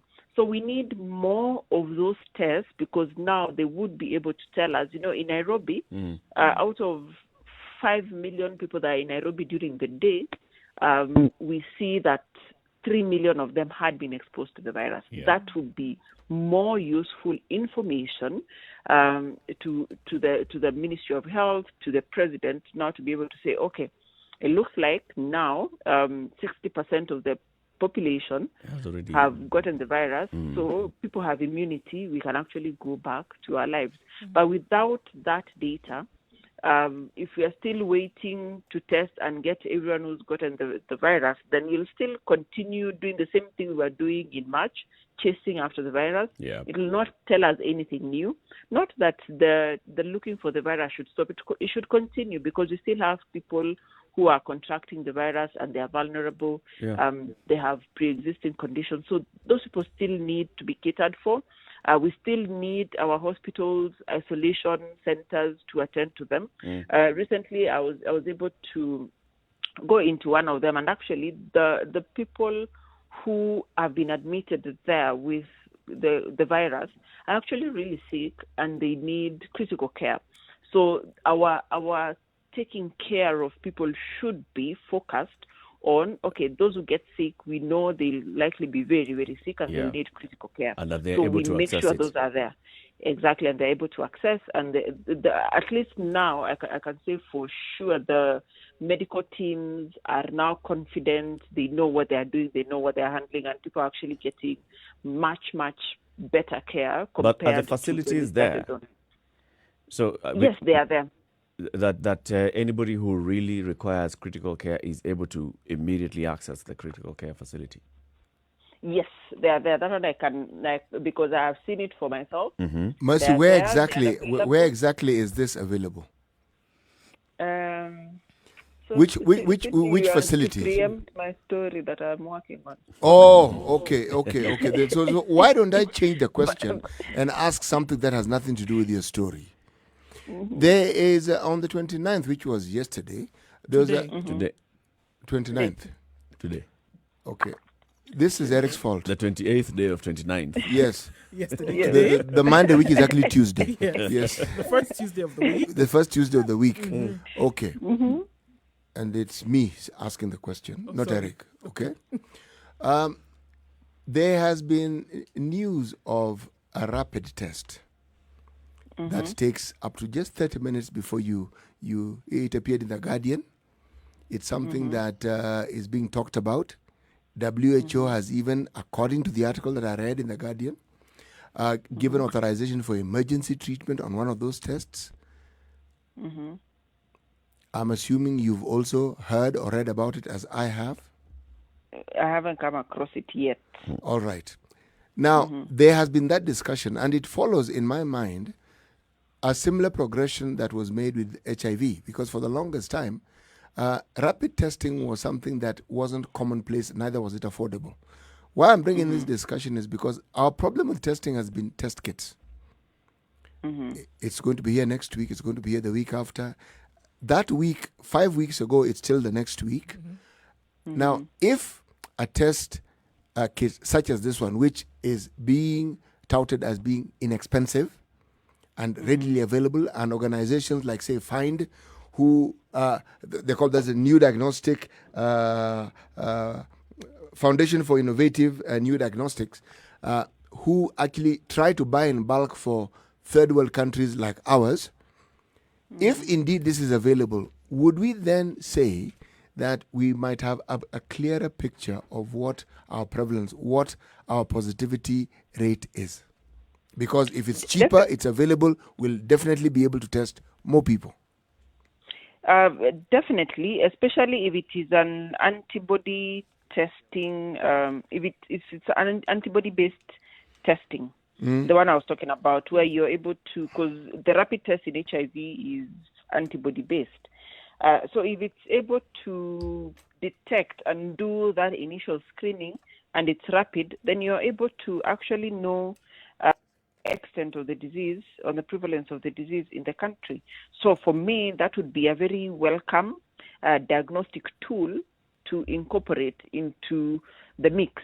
But even as you incorporate antibody testing, this one for detecting COVID-19 is still very, very important, because even in HIV, when you do the antibody screening, if it's positive, if you have the two lines, yes, it's very most likely indicative, but we always advise have it confirmed. And now you go and check for the presence of the antigen, the HIV virus in the blood. So it will probably follow the same pattern. And you've rightly said, because we have learned from HIV and other viral infections, we don't need to reinvent the wheel. We know how things have been moving, we know how things progress, so we can actually move faster. So that there is a rapid diagnostic kit that even WHO has okayed for emergency use means that we have just learned lessons very fast. Unfortunately, maybe not African countries as fast as you'd expect, but that we have learned and we are able to quickly move in order to contain the disease. So I think for me, that would be a very welcome kit. And even just throughout the COVID period in the last 6 months, there have been many other rapid diagnostic kits introduced. Some laboratories have had it. They have used it, but there had been controversies around it because of you're not very certain about the accuracy of these diagnostic kits. That's why everyone was still relying very heavily on the testing that we know, because now that testing identifies the presence of the virus as opposed to the antibodies.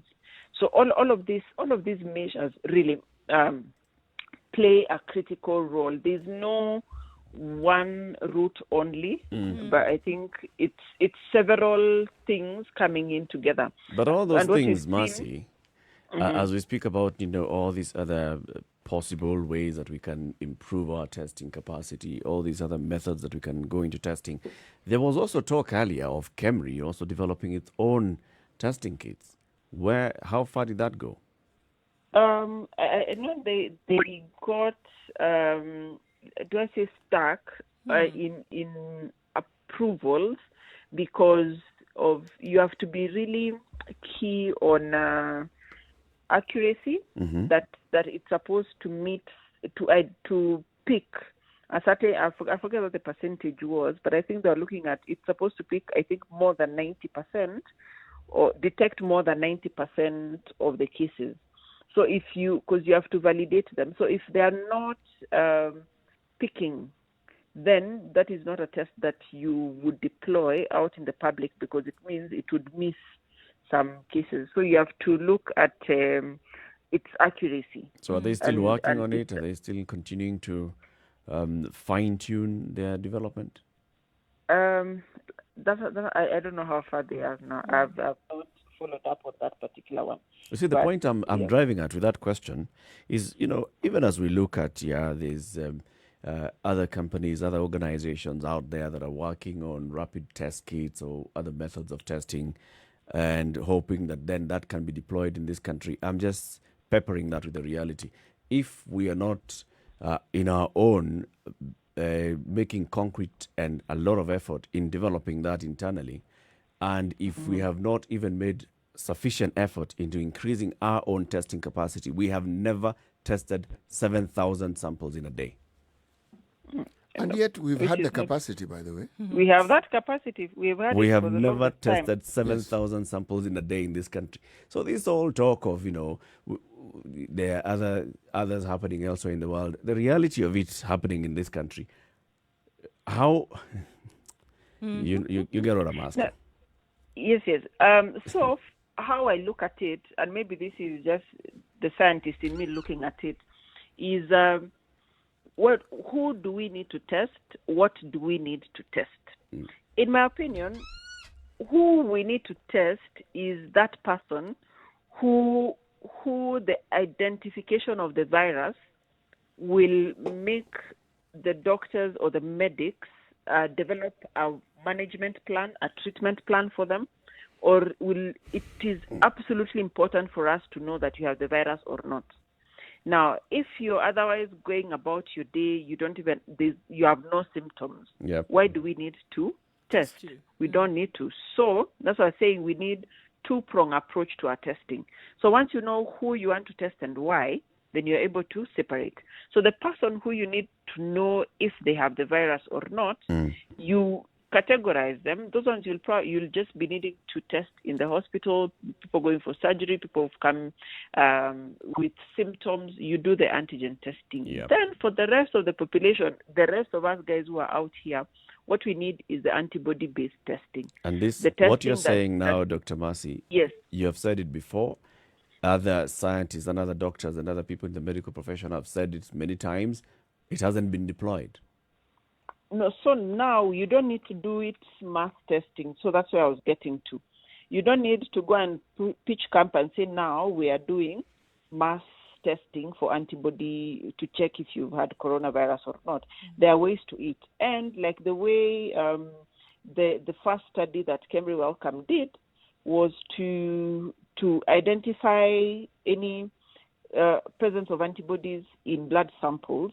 You can also now look for a representative sample of the population, and then you go out and pick out of them. If let's say, for example, you're saying you need to get 1 in every 1,000 person, then you do that sample collection. There should be a methodology to it, so that now you come back and say, from these studies that we've done throughout Kenya over this period of time, this is the prevalence, and so we think A, B, C, and D. But not pitching camp and saying, now we've done 7,000 tests. And the way we were doing it, for me, it was not really as useful as going into those details and getting the nitty-gritties of it. Actually, what you're saying is actually happening. The process has begun, I think probably towards the end of the year, or is it early next year? There is a center in Cambridge called Center for Respiratory Disease Control. They will be conducting the study similar to exactly what you've stated. And at the end of it, we will have a clearer picture of what the prevalence is. Yes. Okay. So then we are moving in the right direction. Yes. And for scientists, they don't usually announce first until they get the results. No, Yeah. they don't. So then we are moving in the right direction. Doctor, let's wrap this up. I mean, just look and hear even all the things that were said yesterday. Is there still a danger? I mean, we've heard Dr. Moth talk about, a second wave of infections and the health system then not being able to carry. Is this danger real? Okay, so I'm looking at how I'm looking at things is one, our population has had 9 in 10 people do not have any symptoms, so that's a good thing. So it means even if there's a second wave, we are likely to still see the same kind of picture. But two, what I'm is it laying my hope on or optimistic about is that we are getting into warmer, hotter temperatures and a season where the virus does not really thrive. So I personally don't see us getting a second wave, and that's just from me, and having seen the pattern. So seeing the pattern in the West, seeing what we've had here, I do not see us getting a second wave. We'll probably just continue sustained infections in the vulnerable group, though you said. So those infections will still be there. But I don't foresee a situation where now we are overwhelmed. Two is that the way we are gradually opening and easing, and people are asking, why didn't the president just open up? Why do we still need a curfew? So you need to ease things slowly, such that by the time you're now fully opening, you have been gradually getting there. So you gradually reduce the curfew hours. You gradually increase the number of people in gatherings as you watch and see, so that whatever is happening, you have sort of a controlled, your numbers are within a certain level that you can control. Even if they spike, it is just minimal. You can be able to pick and bring it down immediately.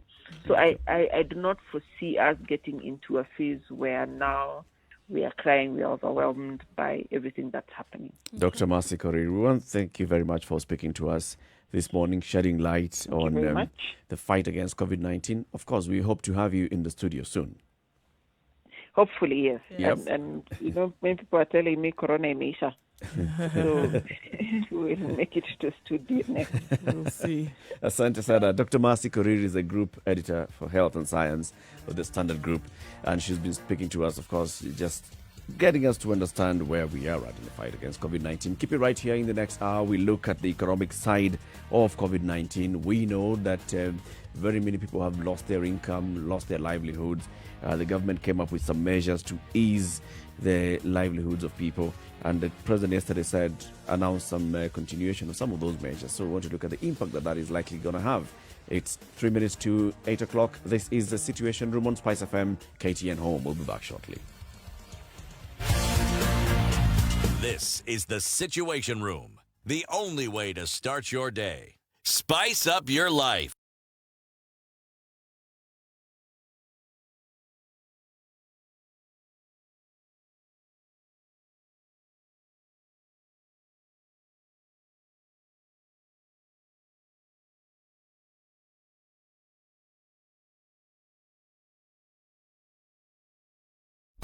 Classic soul, R&B, smooth jazz, neo soul, and nostalgic ballads. Make some noise. You're listening to Spice FM.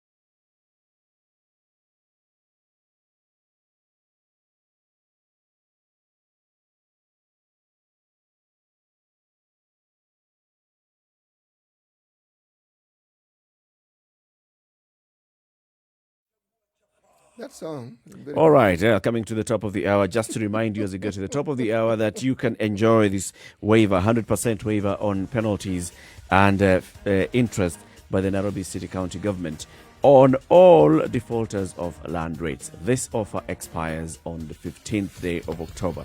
So take advantage of that right now. It's been offered 100% waiver on interest and penalties for land rates. Good morning. Coming up to 8 o'clock. Keep it right here. In the next hour, we still look at COVID-19 from the economic side.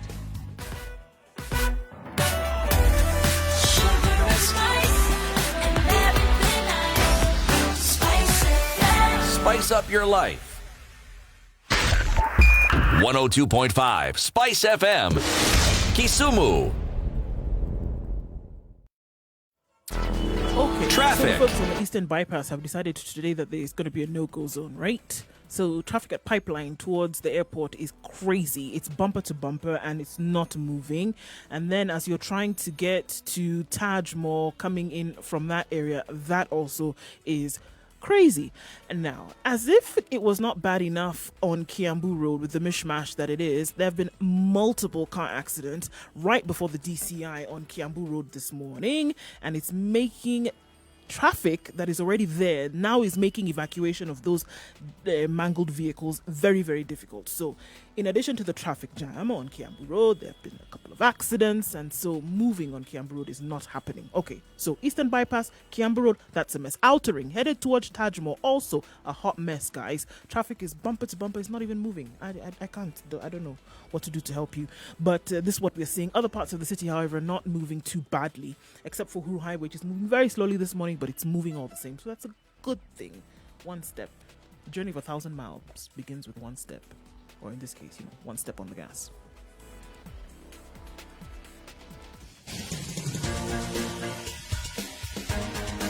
This is The Situation Room, the home of hard-hitting political commentary and penetrating insights about the state of the nation. This is a talk radio experience like no other. The Situation Room, a place for hard truths, debates, and elevated conversations. The Situation Room, witty, political, engaging, deep, controversial. In the room, we have C.T. Muga, researcher, academic, seasoned political observer, a fountain of wisdom in these politically uncertain times. Nduh Okoh, Nigerian by birth, Kenyan by choice, communications expert, Pan-Africanist, a truth seeker and believer in people power, and Eric Latiff, agent provocateur, the man in the chair, seasoned journalist, news hound, a man who believes in punching up, not down.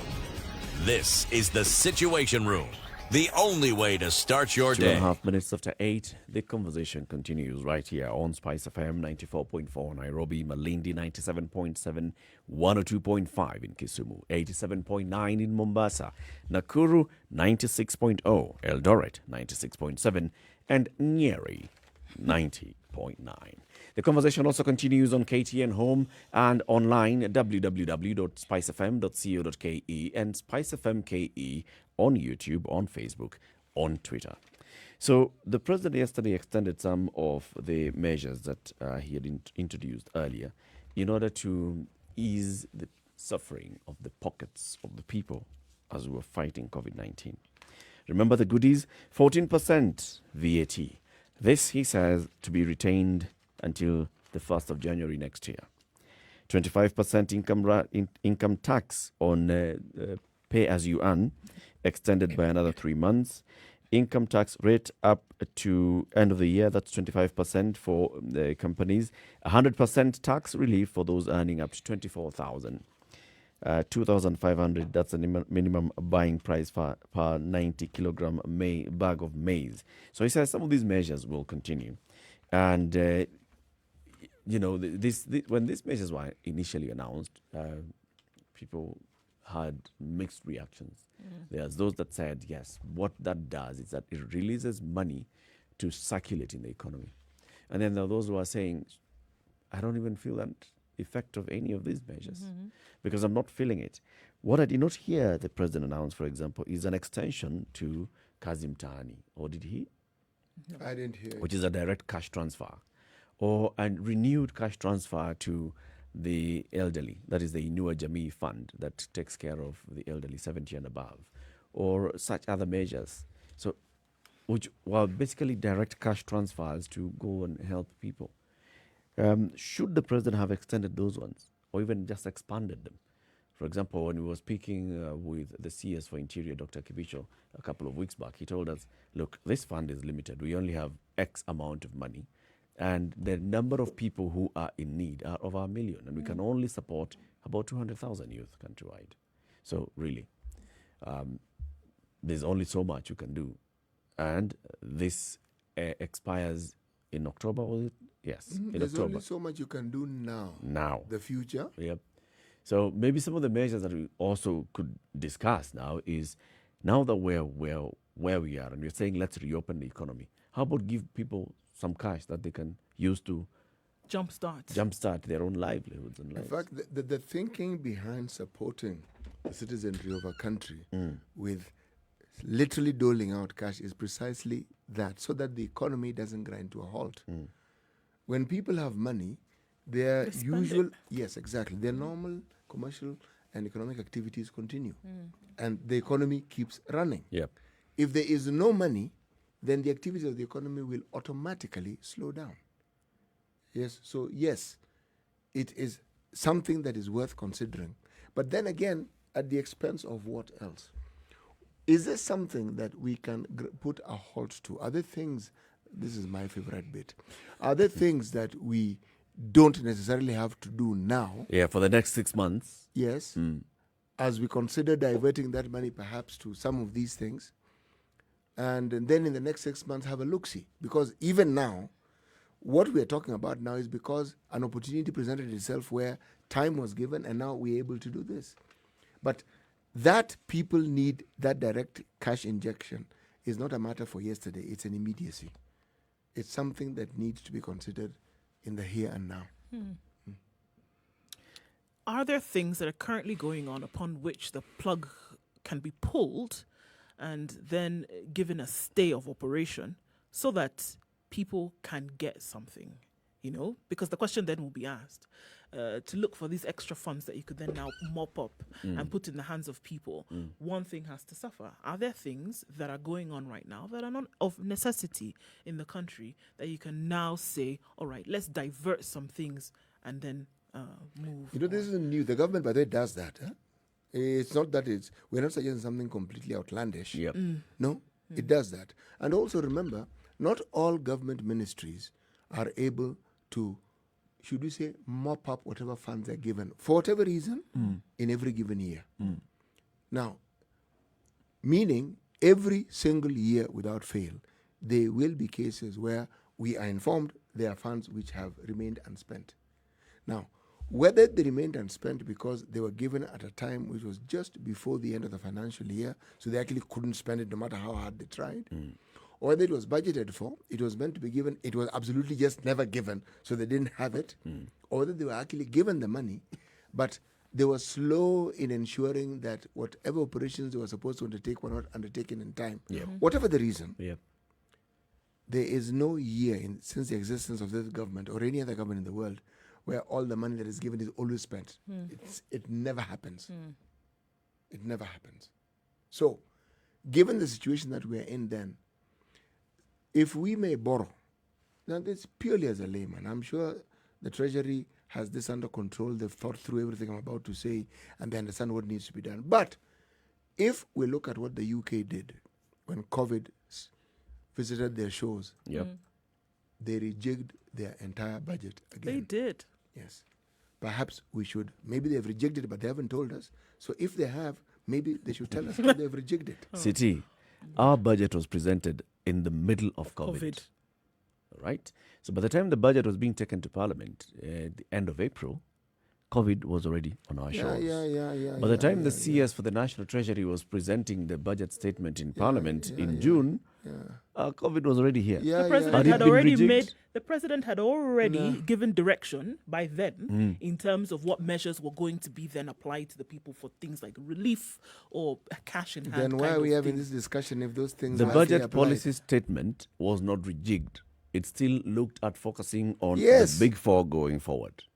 Yes. All right. So all these things that if it didn't happen then, and it was right there where everybody is crying and saying, look, we do not know what's going to happen. We don't even know whether this thing is going to kill us. We don't know how heavy this thing is going to be. The only kind of moving around of finances that we are seeing is saying we have money that is meant to go for UHC in this financial year. We shall take $1 billion of it and hire medical workers. That's all we are seeing. In terms of the 2021, 2022, 2020-2021 financial year budget, I didn't see much that said, now this is a budget to kickstart the economy after COVID-19. Did you hear it? No. No. So this being in the middle of COVID and our budget being smack in the middle of it, My point is, at that point, where it was clearly obvious that this is something that you could do. It clearly wasn't obvious. Rejig this Something budget. could have been done at that point when the Present this process was budget. finishing. The process was completing. No, it wasn't obvious. But look, this is what I'm saying. It was already clear that the effect on the economy was going to be 1, 2, 3. Clear to whom? People had already started with the entire country, CT. Everybody was already feeling the brunt, right? Okay. Everybody was feeling who? Okay, well, let's talk about the masses, right? The masses in this country, the greater percentage of the population had already felt it. It didn't take a month. It didn't take a month for people to lose their jobs. It didn't take a month. Right? So what I'm saying... And did those who make these decisions lose their jobs This as is well? what I am saying. The people who made the decisions should have had the foresight to say, this is what is going on. It was still good time. It was still good time for plum pickings to be able to say, let's rework this thing. Is there something we can do to make sure that we buffer the people? And that's what I'm saying. You see, it should have been done at that It time. was done when it was piecemeal. For example, now, Yes. the stimulus package that was announced by the government, all right? The piecemeal stimulus package. 10 billion shillings to the hospitality sector. We are speaking with people in the hospitality sector who say they have not been able to access this money. Some money that was, pledged to help the education sector. We were speaking with somebody from the education, Panjali, people who are working in the private education sector who are saying, how many schools are closing? 119 schools, private schools, will not be able to reopen. Right. They haven't been able to access this money in whatever form. They don't even know whether this money is available to them. So some of these measures were announced in terms of the stimulus package. Others were either factored in the budget, and others, of course, they were in the last financial year. That's why, for example, Kazi Mtaani, the cash transfer program, is coming is expiring, it's coming to an end, and others are also coming to an end. Let's borrow. We had the opportunity to borrow from the UK what they were doing 4 months ago. No. You see, your argument is premised, and as is Her Excellency's. It's Her Majesty. Yeah, Excellencies, you, Majesty, this one. Okay. The plebeian is saying this, okay? We are assuming that when it comes to rational decisions and decision-making processes that are supposed to benefit the so-called less fortunate, that we inhabit the same sort of like space as those who make decisions on our behalf. No, wrong thinking. So you're saying that we don't take up residency in the same mental place? I am saying that decision-making the president is not in this at all. No, the president is advised. Even if he were a monarch, as some people have referred to him, he would still be advised. Okay? So now you could argue about the quality of the advisors, but he is advised and he's told it's A, B, C, D. All right?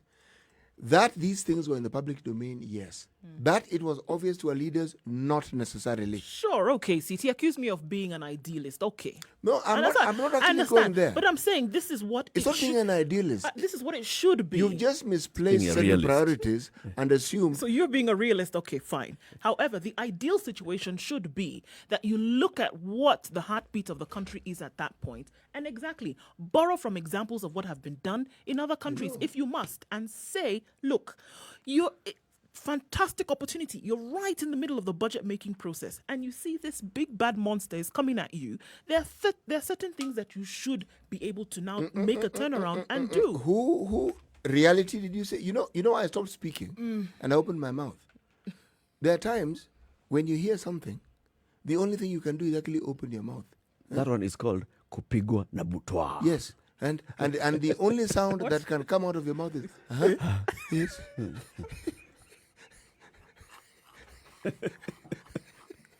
Hey, Chukunna. So it was butwa, this one. No, because I'm thinking, hiya, wait, you're speaking as though we don't have ample evidence that has shown that what you're saying is a very thing that never happens in this country. That's what I'm saying. It doesn't happen, but it doesn't mean that you can't aspire to that or keep putting it out there that that is what the situation It should is because be. I understand that. That's why I'm saying rejig. I am repeating it again. And I'm going by a very, very simple dictum. Sometimes if you actually genuinely want to be heard, you need to speak loudly. And consistently. Yes. Yes. Sometimes you even need to shout.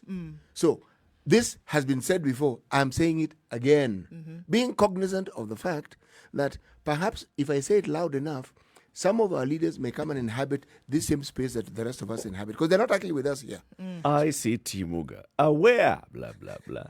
No, ye Cognizant. all men by Blah, this blah, ye blah, all blah. men by this presence that I see Muga. Very nice. Yes. So all I'm saying is we have experts, we have professionals, and then we have spare. Okay? Yeah, we have many, in other words. Got it. Understanding capacity, we have. Planning capacity, we have. Implementing capacity, we have. Implementing willingness. Now that's where the division in the solar system comes in. You suddenly realize, okay, Day, night. we were okay up at that point, but it was just a visitation. It wasn't something the that was passing comet. yes. So essentially, all this thinking that you have in your mind. But then, having said that, if I was to speak seriously and look at the things that the government actually has done, then I would say they could have done more, because the fact that you can do this means you actually can do it, and there are things the government has done. I was arguing yesterday that this process of COVID and everything around it should be staggered. And Eric correctly pointed out to me that, look, this is what the government has been doing. And I was still arguing then and saying, not quite. But in reality, having given it ample thought and consideration, Eric was right. The government actually has been staggering this thing. And those who are advising the president on this matter have done an excellent job. In Proof terms of of- the staggering of yes, information yes, as well. yes. We give you just a little bit. Yes, right? yes, excellent. Feed them that. Excellent. Then we come back and give them some more. Don't get constipated on No, this one. no. Just take this A little little bit, bit, we deal come with back it. more. Yes. And then this matter of the school, which seemed to have engulfed our conversations, the president comes up and says something absolutely sensible. No, why don't we do A, B, C, D, and C, and then make our decision based on the information we will have. Perfect. Now, if we can have that, it means we can plan for these things we're saying and ensure that this 6 months which ended when it came to the Inua Mgongo initiative and the other one, Fungua Macho, Oh, okay. I'm actually not being facetious. No, I understand. I was a bit lost for a moment there in terms of what was going on. But These okay. initiatives that are supposed to help ease the burden of your back, that's what I'm calling it, Inua Mgongo. I got it, yeah. Uh-huh. Yes. Fungua Macho it opens your eyes so that you can actually see what's going to happen in the future with greater clarity. Since you're in fine form today, man. Okay. Wow. 6 months. We can do another 6 months. It's possible to do these So things, why you know? aren't we having that conversation? Look, yesterday the president was urging the National Treasury, not urging, directing them to speed up the rollout of the credit guarantee scheme in partnership with participating banks and development partners so that SMEs can access these funds. Okay? So some of these things that were already announced more than 2 months before have still not rolled out. They still be encouraged. This thing being encouraged, being ordered, being directed, being urged. Now, here we are. You've said, okay, so Sasa, we have opened the economy. And remember, it's you people. If you get COVID, by the way, just remember, I'll close again.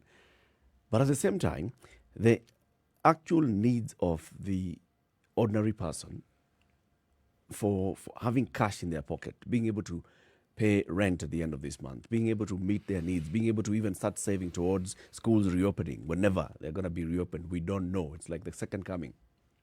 Whenever. Having that boost, that injection in the pocket, That's not a conversation that's happening. Probably. And I'm wondering, maybe they're having the conversation behind closed doors and they'll come and announce. They probably are, because remember, there's a narrative that is always lurking behind all these conversations. We don't have money. And my view on that particular subject is known. Yes, we have money. All right? So, remember, we had an article today that spoke about our president leaving to go to France. And the Nation, front page, Kabza, who off to France? President leaves tomorrow on begging mission. Yep. We can assume that since, if we take this statement to be absolutely true, that perhaps this begging, should it bear fruit, would be able There'll be some cash. Help yes, the people. yes, and with that cash, some of these problems that we are speaking of, we may actually be in a position to alleviate some of these difficulties. We line up at JKI when he comes back. Kila mtu 500. Does he think he has come with suitcases? Yes. Get away. Eric, he doesn't have to do that. In this day and age, Safaricom has the numbers of everybody who has and all even the better. other. Yes, Okay. so that one, you just say, Just sit when back you wake up and in the morning, wait. just wake up. Ting ting. Yes. On your phone. You will know. It sounds funny as we say these things, but isn't that generally then what people are asking for? And it's not, I mean, the cash in your pocket could be just that, but then it could actually stand for something else. That really it is a crying out of people to feel protected and buffered by their government, which essentially is what they are supposed to be there to do, to continually create a conducive environment where your people can thrive. That's your job. So now in situations, and guess what? Creation of this environment is one of the ways to do that, is actually putting something in the hands and the mouths of your people so that they can actually survive. Once you do that and you take care of that, there's absolutely nothing. I'm sure there's nothing that you will ask of these people that essentially they would not do, or for which they would not fall in line for. So it looks to me like, even as people were saying, open the economy, even as people were saying open bars, even as people were saying open restaurants, what were they really saying? They were saying, protect me. Protect me. Give me something and so set that I can me free live. to do something for myself. Exactly. Okay. That's what it is. So would you then argue that because for the last 6 months, the government has been disbursing 1.3 billion shillings every month to go to these families that are receiving money, the cash transfer. Now that we've reopened, then those people are able to come out and make a living, so we can therefore justify, because it's ending in the first week of October, so we can therefore justify them not receiving any more money. No, they should continue receiving money. For how because long? you are assuming, another 6 months, we are assuming that just because the announcement has been made, the economy is just going to sort of like resurrect. It was there jump waiting up. for you. No, that's not going to happen. There are certain things that have happened that are not going to change overnight. There are things which will never change, and they'll never go back to what they were before. It's just a reality. Never, ever, ever, ever, ever. I mean, just think about Even if COVID ends today and there's no more COVID on the planet, there are certain things that cannot revert back to factory settings. That's they cannot. true. Just think about when somebody's sick and you give them a shot of antibiotics in the arm. Do they stand up and start walking immediately? No. There are certain things that you must do to be able to get this person back to life. Either they need to rest, you need to give them something to boost them back to where it was that they were before. You see, this work, a lot of it also has to do with where people will be employed. Remember why this money is important.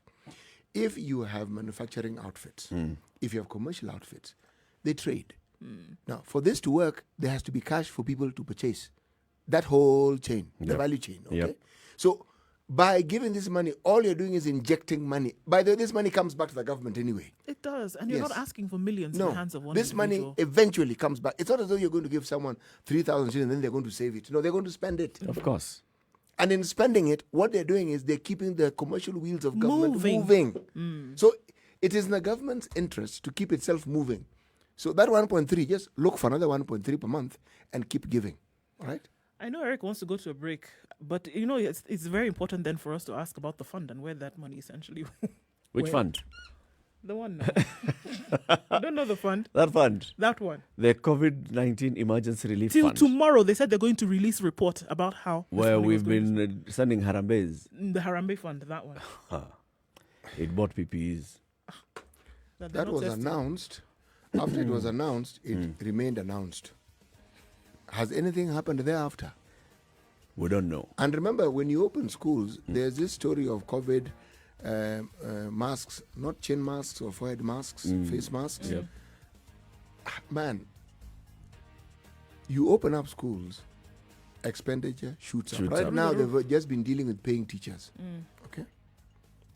In short, the rejigging that I spoke of becomes necessary. Necessary. An opportunity may have been missed, but doesn't mean You you can't can't revisit backtrack. it, yes, and say, okay, folks, we missed it then, but can we now sit and actually reject this thing? Forget this hit and miss thing of saying, okay, Nani, where do, let's rebudget, let's relook, let's announce and tell the country, look, this is what we've done, this is what we've had, this is where we're going with this.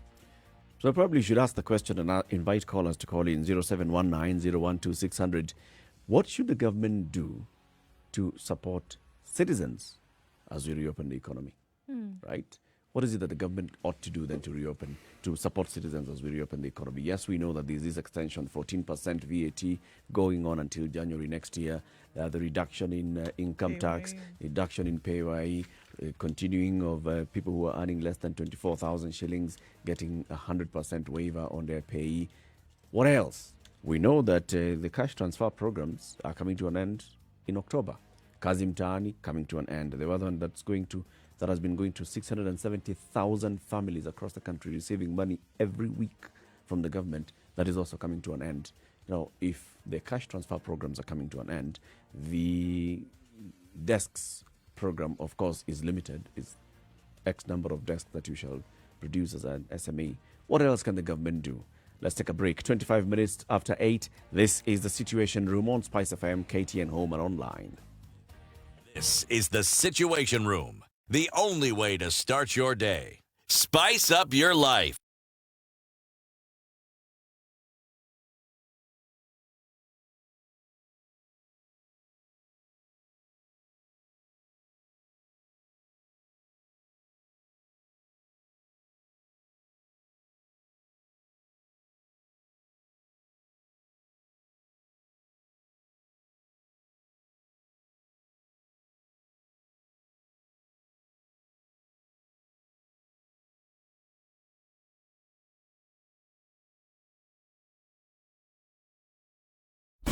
Classic soul, R&B, smooth jazz, neo soul, and nostalgic ballads. Make some noise. You're listening to Spice FM.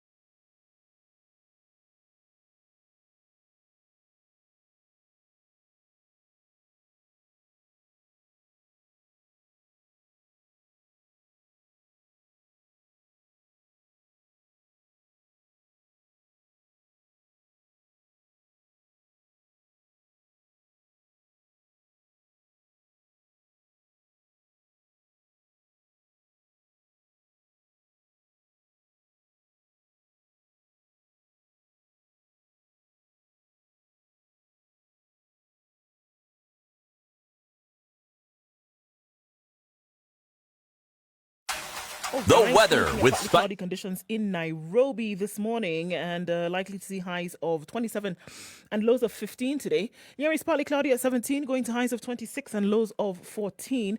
Nakuru 17 degrees and mostly sunny. It'll change later though with rains expected, highs of 25 and lows of 13. 23 will be the high in Eldoret. It's mostly sunny at 16 at the moment. Partly cloudy conditions in Kisumu rule the morning at 19 degrees, highs of 28 and lows of 18 with a chance of showers later on. Moving on west in Kakamega, it will rain today, 26 the high and lows of 16.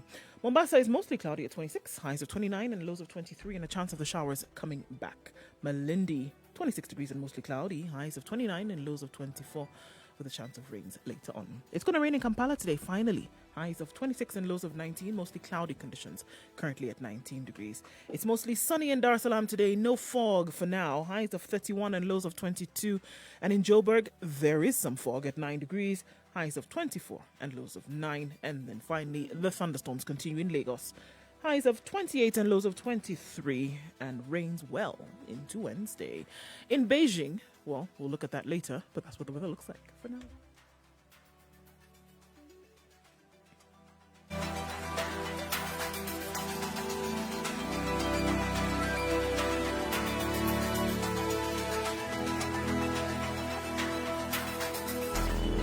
traffic.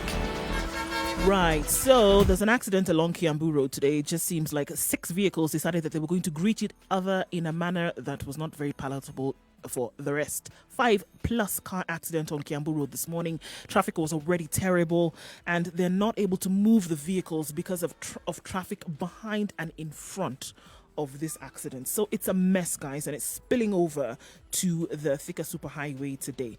Okay, the Matatu stage at the Juja Bridge is terrible, guys, and this is causing some traffic right around there. So we have some problems, okay? On the Eastern Bypass also, it's a teeth-pulling exercise trying to get out of there in terms of traffic. It is chock-a-blocked, bumper to bumper. It's not moving. Trying to get into the CBD from any of these areas will cause you a bit of a headache today. So if you can avoid it, please do. But we'll let you know if you find anything else. There's some major overlapping in Utawala because of that traffic. So yeah, right in the middle of traffic hour, wherever you choose to look at it. Spice FM KE. That's how you can reach us on Twitter. Let's see if we can help you out this morning. Spice FM. Spice up your life. Mature, intelligent talk every morning. Spice up yourself.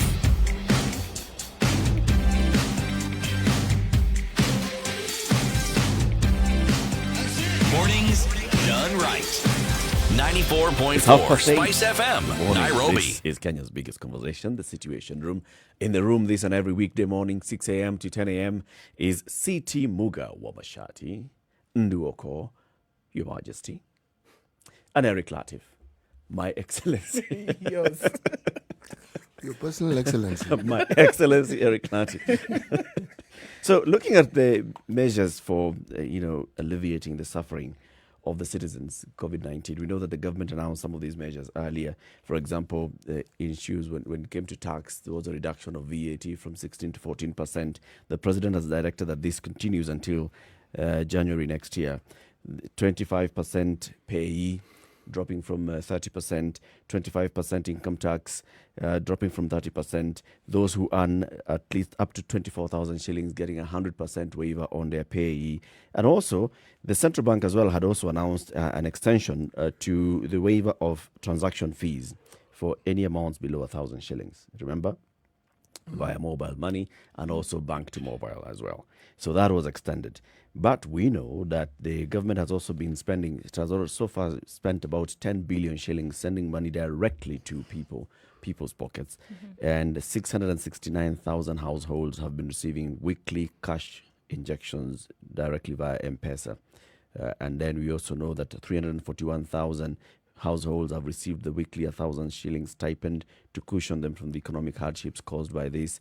We also know that there is the Kazim Taani that is targeting the able-bodied youth who are receiving cash on a regular basis as they participate in nation-building several activities.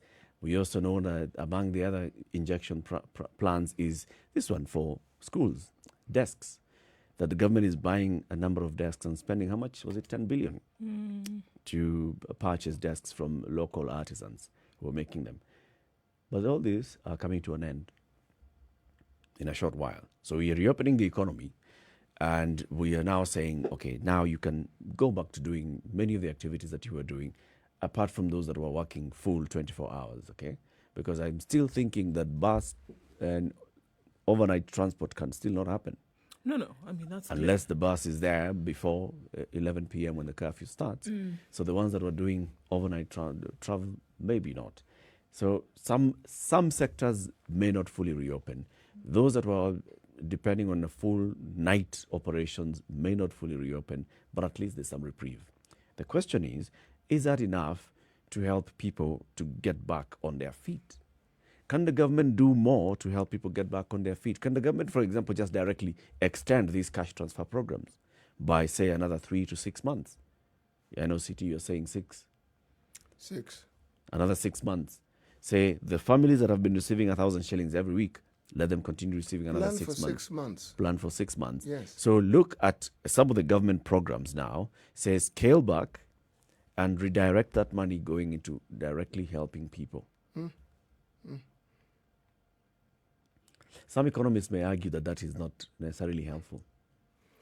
Because the other activities that are budgeted, the other government programs are also helping to move the economy. I agree completely. I agree completely. But if you consider the argument we've had with the advisory that was given by the Chief Justice to the President about dissolving Parliament, and you've listened to arguments on both sides, each side is as convincing as the other. Yep.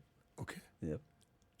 Now, in the same way, when economists present their case, they are looking at it from the perspective of an economist. Right. And the argument I'm saying is this. With all due respect, there are certain realities we have in this country that require you to rejig that economics also. And ask yourself, there's an immediacy of need that may not make economic sense, but it'll make psychological sense. It also makes security sense. Because if you have people who understand that they're being looked after, then their inclination towards approaching life more positively is greater. So you have to ask yourself, yes, the economists may be pragmatic, but this may not be a time when we want that level of pragmatism.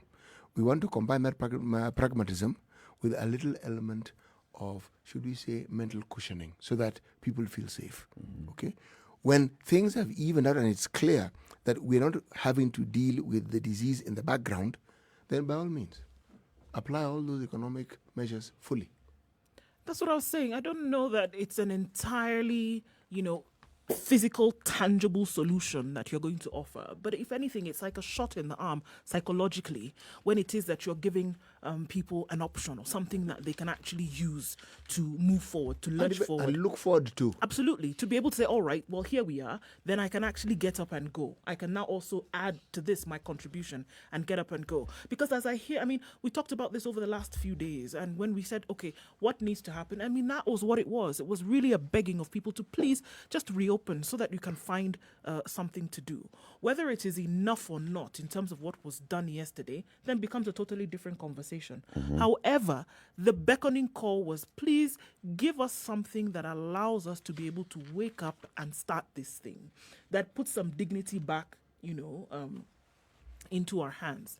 Now, could something else be done? Could it be reworked so that then people have, a little bit more to go on?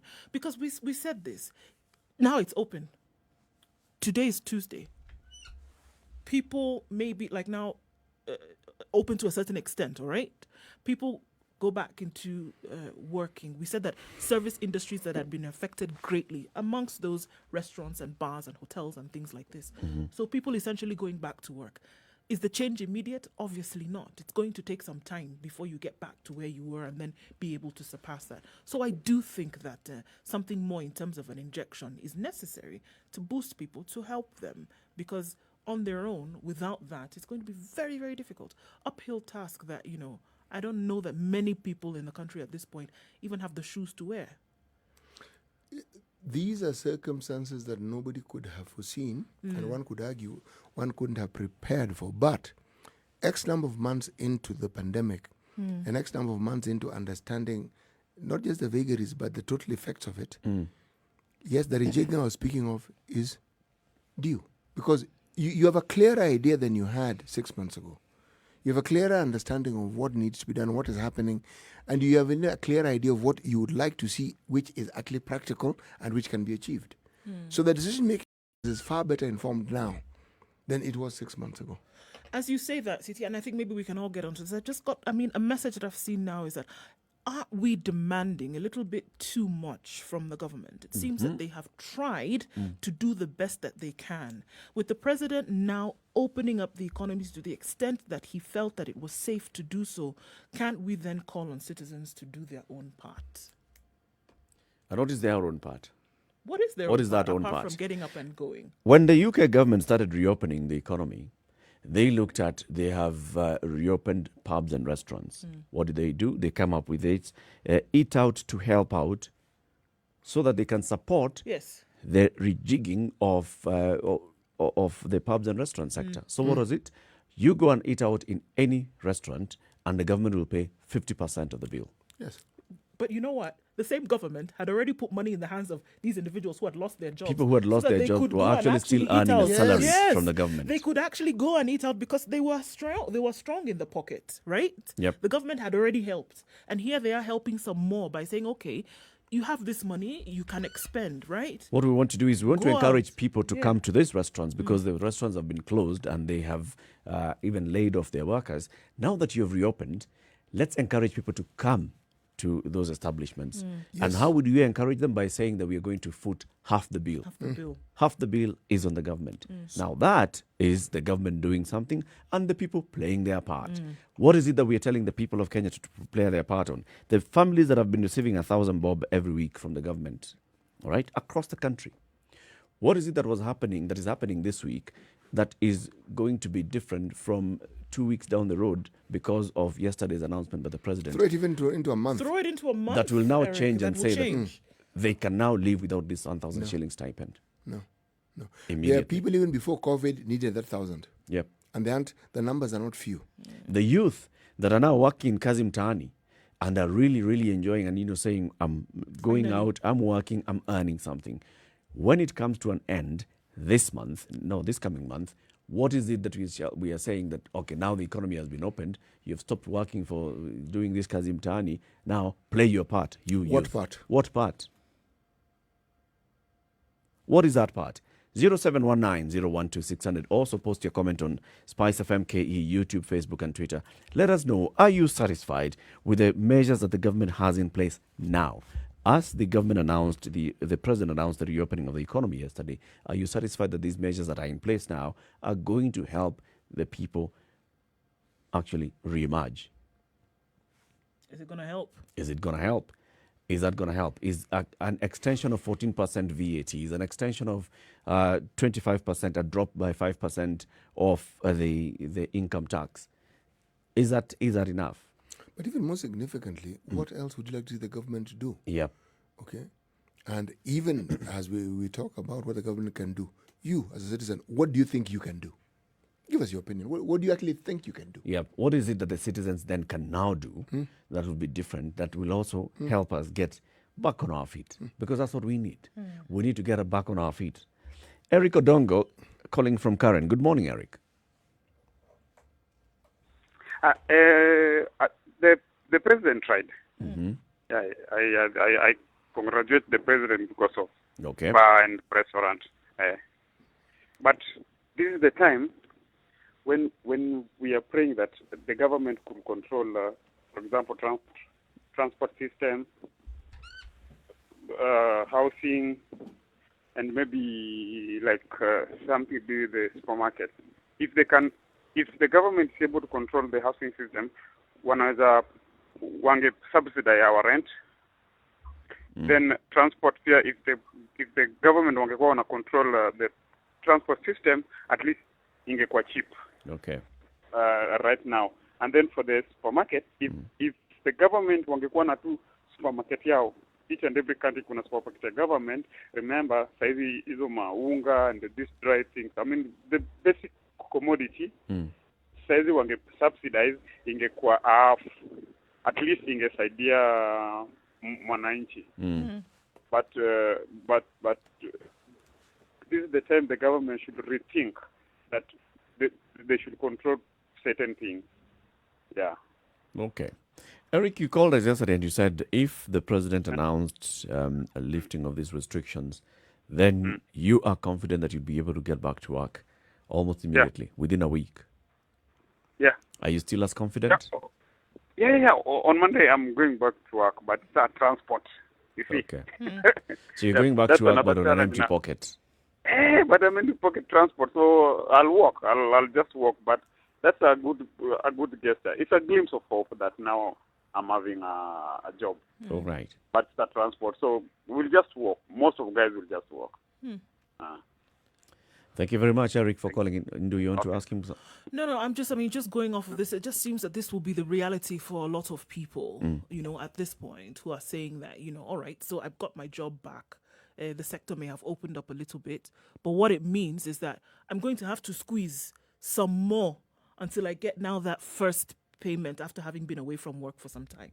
You're going to have people skipping meals. You're going to have people walking to work, to and from work. You're going to have people then not. It's going to be a painful situation for some time before they get back on their feet. And this seems to be the option that quite a number of people are going to take. And it isn't even a short while, because if you have an understanding landlord who give you a moratorium, you're going to have to pay that rent. Yeah, because now guess what? You're going back to work, no? Yes, exactly. Yeah. Everything will not go back to what it was. This is the thing that people must understand, that some of these changes are permanent. But the real change ought to take place in the way we look at things. Because you will be disappointed if you keep thinking that things will go back to what we consider normal. It won't. And talking about the thinking, I sometimes wonder, this is just wondering, that is it that the government can't do this, or is it that they can't, people who make those decisions can't move their minds to think differently? Because... Why? Because it would appear that they've never done something like this before. So you would wish that they would employ that. You're really wondering, right? No, I'm wondering, because if we're in the middle, with the middle of a pandemic, and we have a budget and people are talking about Agenda 4, you talk about the things we're talking about before COVID, I have to wonder, the planning was good before COVID, makes sense, this is what you wanted to do, but there's COVID. So it's your mind. You don't think, or you don't seem to understand that there needs to be a change, or in your mind. Yeah, that's the thing. It's like, you're on a road going a certain direction, 22. and then there's a roadblock. There's an accident. There's been diversion by force, but you say, no. It's all right, this is the way. We're going this way, and we're going to stay here until it opens up. No. You have to think and say, okay, let's move. Let's use another way. Let's employ other things along the way to still get us where we are going. Yes, we do think that way. Then we say, let's borrow some more. It helps. It helps. Let's go back to the phone lines. Daniel calling in from Kisumu. Hello. Yes, good morning, Eric, Nduh, and Mwalimu. Good morning. Good morning to you, Salama. Daniel. Yes, according to my test, I think that the gradual opening is a resilient and informed idea from the health professionals. And what they did is that they were checking on the empirical formula of a transmission trend. And that's why you see the other sectors have not been opened and others have been opened. They were checking on the transmission trend. And as for money transfer, that exercise for the elderly is a long gone. It's a long gone story. I think about 3 weeks ago, I have a dad who has not been getting, he used to get. So that program halted, and I think without the elderly being informed. As for when was the last time he received money, and how much? It was 3 weeks ago. He got 1,000 Kenya shillings. Yes, and until to date, he has not got anything. It used to come on Monday. Okay. But nowadays, he's not getting anything. That's actually different from the Inua Jamii, the elderly money. This is part of the 10 billion shillings that was going to the vulnerable households, where they were receiving 1,000 shillings every week. The elderly is where they receive annually. They receive about 2,000 bob. They're supposed to be receiving 2,000 bob every month. And when it was immediately announced an injection of a stimulus early in the year by the president, I think they were receiving a lump sum of 8,000 at a go. Does he recall receiving? Okay, but they have the central coordination point, which was the administration office. Right. Yes. So apart from that, as for the school reopening, I think President was just right. But what they can do at this period before they announce the reopening is that they can send those psychosocial manual to the children, so that maybe the parents can take so that they can practice it in a home-based way to prepare the children psychologically for school, because people really thought that he was going to announce the reopening. Okay. So I think this psychosocial manual will help at least to prepare these children for for the educational processes. Thank you, Daniel. 0719-012-600. We are asking whether you're confident or whether it's enough that with what the measures that the government announced yesterday, there'd be enough to support people to get back on their feet and so that the economy can start moving again, or whether that is enough from the government's perspective. And now it's about the people, the citizens themselves, to now also play their part. So when the person who's sent a comment and said, the government has done the best it could, it has offered tax waivers, it has foregone revenue, because that's what it is. And then it has also said some of the money that we are receiving, instead of putting in some projects, we have been doing these cash transfer programs for a long time. 10 billion shillings to the elderly, 10 billion shillings to the youth. And that's as much as far as the government could go. Now it's upon everybody else now to pick up the mantle from there. Let's go back to the phone lines. Boniface is calling in from Mukunda. Good morning, Boniface. Good morning. How are you? Very well, thank you. Yes, once again, I'm grateful for the great discussions you're having. Thank you. Yes, I just have a few contributions. Okay. First, I'll say I'm quite happy the directions the government is taking. Because when we started with high numbers of infections, you could see there were stringent measures. But now as the curve goes down and down and down, we see the government is easing up. So the effect of this is opening up the economy. You can see opening up the restaurants, the bars, and removing the containment measures. Yep. These are measures that are opening up the economy completely. Yep. And for us who are in business, we can see there are some big changes in how our businesses are opening. We can see customers now coming in. We are able to get products from across the counties and such like stuff. Yeah. And then now, when you come to opening of the eateries, restaurants and bars, those are the sectors that were strongly affected by the pandemic, because you realize they've been closed for quite a while. Okay. So opening them up, we are seeing people will go back to work.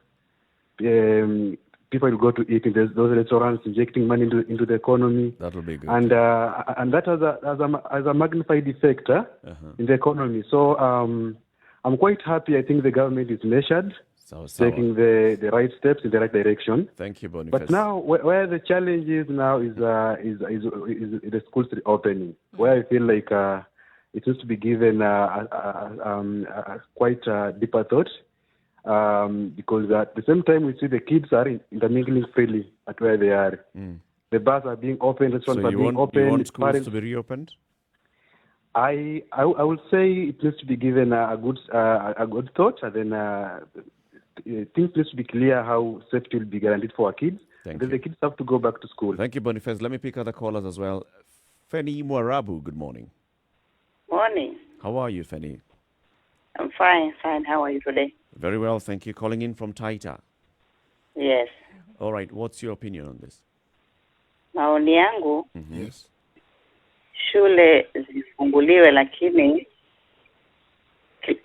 from class 8 and form 4 only wapewe nafasi wafanye mitihani yao. And I think with that tutakuwa tuko sawa, kwa sababu kutakuwa na space, hakutakuwa na congestion kwa shule. Okay. Wakipewa nafasi hiyo itakuwa vizuri. Alafu point nyingine ni kwamba nimekuwa Western, nimekuwa different places. Wazee, elder people wanasaidiwa. Nimekuta watu wanapatiwa pesa, wanatumia pesa na serikali za kuwasaidia. Japo hazitoshi, lakini nafuu. Lakini sijaona huku kwetu, maana hata mimi ni mtu mzima. Lakini sijaona, na tumekuwa na hii janga la corona, tumekuwa na hatuna biashara, tuwezi ajiriwa kazi tena, hatuwezi. Lakini hakuna msaada wote tunapata. Kwani ni wapi hasa uko Taita? Kwetu ni Ronge. Ndio. Hakuna mtu yote unayejua ambaye ameweza kukueleza kwamba amepokea hizo senti? Ni mtu tu aliongea, kuna mtu alipata. Sasa nitapata ofisa mwingine ambapo hausiki, but then I wanted to know. Okay. Find out from him. Karibu kumuulizia, akaniambia mama hapa bado hazijaanza. Sasa niko kwa giza, sijui na sijui niende wapi, niende kwa TC ama kwa TO ama niende kwa chief, I don't know. Anza kwa chifu. Asante sana. Asante Fanny. Asante sana. John in Nyandarua, good morning. Good morning. How are you guys? Good morning. Fine. We are fine, thank you. Yes, very fine. I'm doing fine. Mm-hmm. Now, what I would say that which the president asked the Minister of Finance to maintain would only benefit a few people. Hello? Mm-hmm. John, we have an issue hearing you. Duncan in Kilgoris. Yeah, how are you? Fine, thank you. How are you? I'm fine, thank you. Let me start by saying that I was encouraged with the president's speech. Mm-hmm. Yeah, because things were going bad. Okay. Hello? Yes. Yep. Yeah, I had to do that, and I'm encouraged because now people have started going to their kutafuta small. Huh? Yep. That was very good. And then when it comes to kazi mtaani. Yeah. Hello? Yes, go ahead. Yeah, when it comes to kazi mtaani, personally I'm a beneficiary because my wife is there working, getting a small. Uh-huh. And the ambition she has is quite encouraging because each and every time they are getting 5,000 and 5, I don't know, something like of the sort. But it keeps on banking 4,000. At the end of it, you want to start a smaller computer, maybe one computer. That one is encouraging. So it has worked for you. Yeah, it has worked, Very and good. it has started working. Even me, I'm seeing that burden is being lessened. So I encourage the government. Thank you very much, Duncan. Thank you very much. Now, coming to 4 minutes to 9 o'clock, we'd like to say a very big thank you and good morning to our audience on KTN Home, because we'll be switching off on KTN Home. But the conversation continues on Spice FM 94.4 in Nairobi. We're in Mombasa, Kisumu, Nakuru, Eldoret, Nyeri, Malindi, and we also stream worldwide on our social media handles, Spice FM KE, YouTube, Facebook, and Twitter.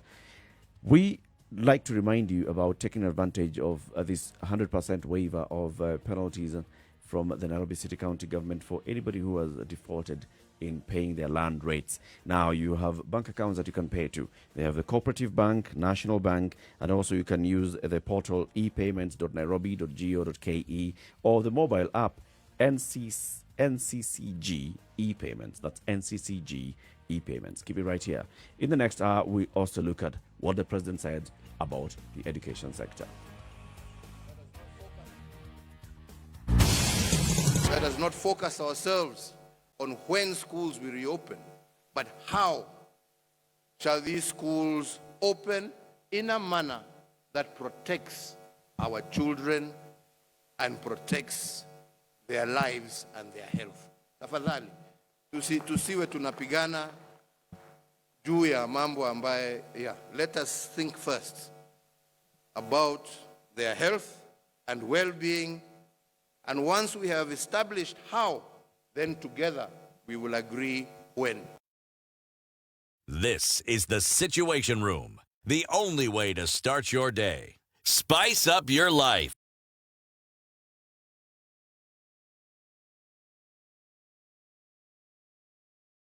Mature, intelligent talk every morning. Spice up yourself.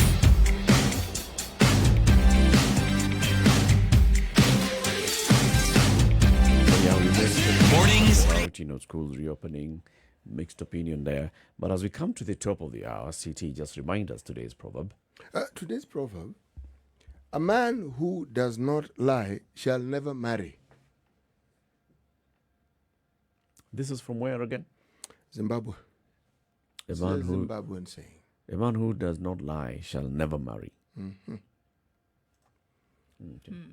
You know, you hear these things with the ear of a proverb and understand that the meaning is not always to be taken literally. Yes. Tells you a lot about marriages then. It does. It tells you a lot about life. About life. Yes. What you see is always... It's not always what you get. It's always pre-packaged and very well packaged. Yes. Don Meshach has posted a comment on Facebook, says the president is the only person who has some tough decisions to make, but he did all that he could to consider the Mwananchi from all corners of the country. And this is Donald from Pipeline. Thank you very much for your comment, Don.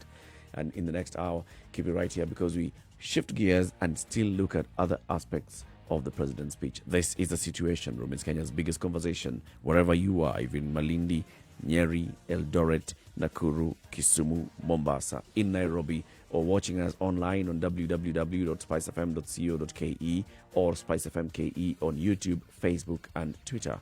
We appreciate you. Good morning. It's 9 o'clock.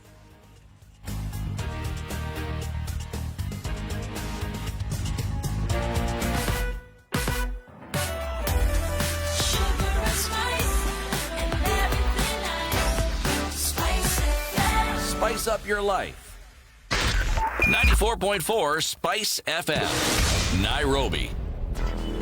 Traffic. Okay, so we still see a bit of the mess on Kiambu Road this morning, trying to get to the CBD, and that's because of the accident that took place, and they're still trying to sort that one out.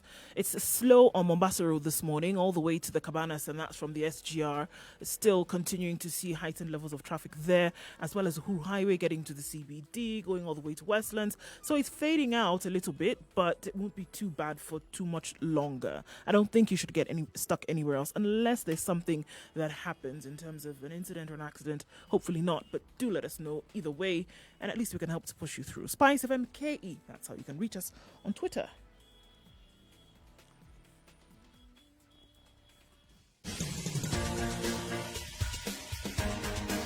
This is the Situation Room, the home of hard-hitting political commentary and penetrating insights about the state of the nation. This is a talk radio experience like no other. The Situation Room, a place for hard truths, debates, and elevated conversations. The Situation Room, witty, political, engaging, deep, controversial. In the room, we have C.T. Muga, researcher, academic, seasoned political observer, a fountain of wisdom in these politically uncertain times. Nduh Okoh, Nigerian by birth, Kenyan by choice, communications expert, Pan-Africanist, a truth seeker and believer in people power, and Eric Latiff, agent provocateur, the man in the chair, seasoned journalist, news hound, a man who believes in punching up, not down.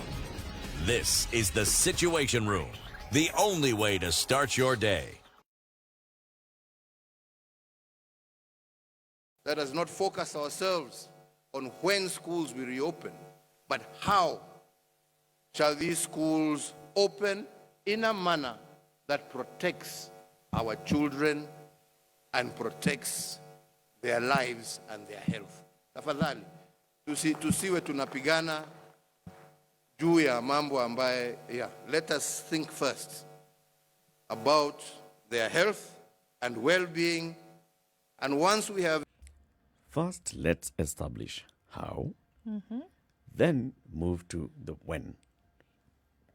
Listen to the president speak like that yesterday. It sounds that he is not convinced with the how that has been presented to him so far. Sure. Or probably there's no how that has been presented to him so far. It was just speculation rife. Yep.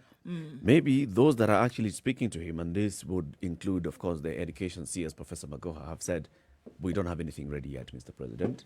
Truth be told. Truth be told, we don't have anything ready yet. Yes, we're still working in the background, but we haven't completely agreed on how that I can present to you. It's possible that Magoha went to the president and said, we're not ready, and the president announced that. It's also possible that Magoha went with various scenarios, and the president looked at them and poked holes here, poked holes there, and he was like, I am not convinced that this is the way to go. It's also possible, of course, that when he's receiving this report here, he's also receiving intelligence report, and he's hearing what the people across the country are saying. We are not comfortable, we are not confident that our children will be safe. And then the other bit that, of course, he would not be able to come out and speak openly, being the president, is that we do not have the financial capacity to take our children back to school yet. The president can't come out and say, we know you don't have money. No. But it could be a reality. It could be information that he has received. From even what we hear whenever we raise this issue, people are not ready. So, bottom line is the president stood there and said, all these others, yes, but school, no. He did not even say, let's first of all consider those Candidates who are candidates or even start considering the tertiary and TVETs. Absolutely. He just said, as long as it's school. Whether we're talking about adults who are in TVETs and university or the younger ones who are going to the basic education up to Form 4, it doesn't matter.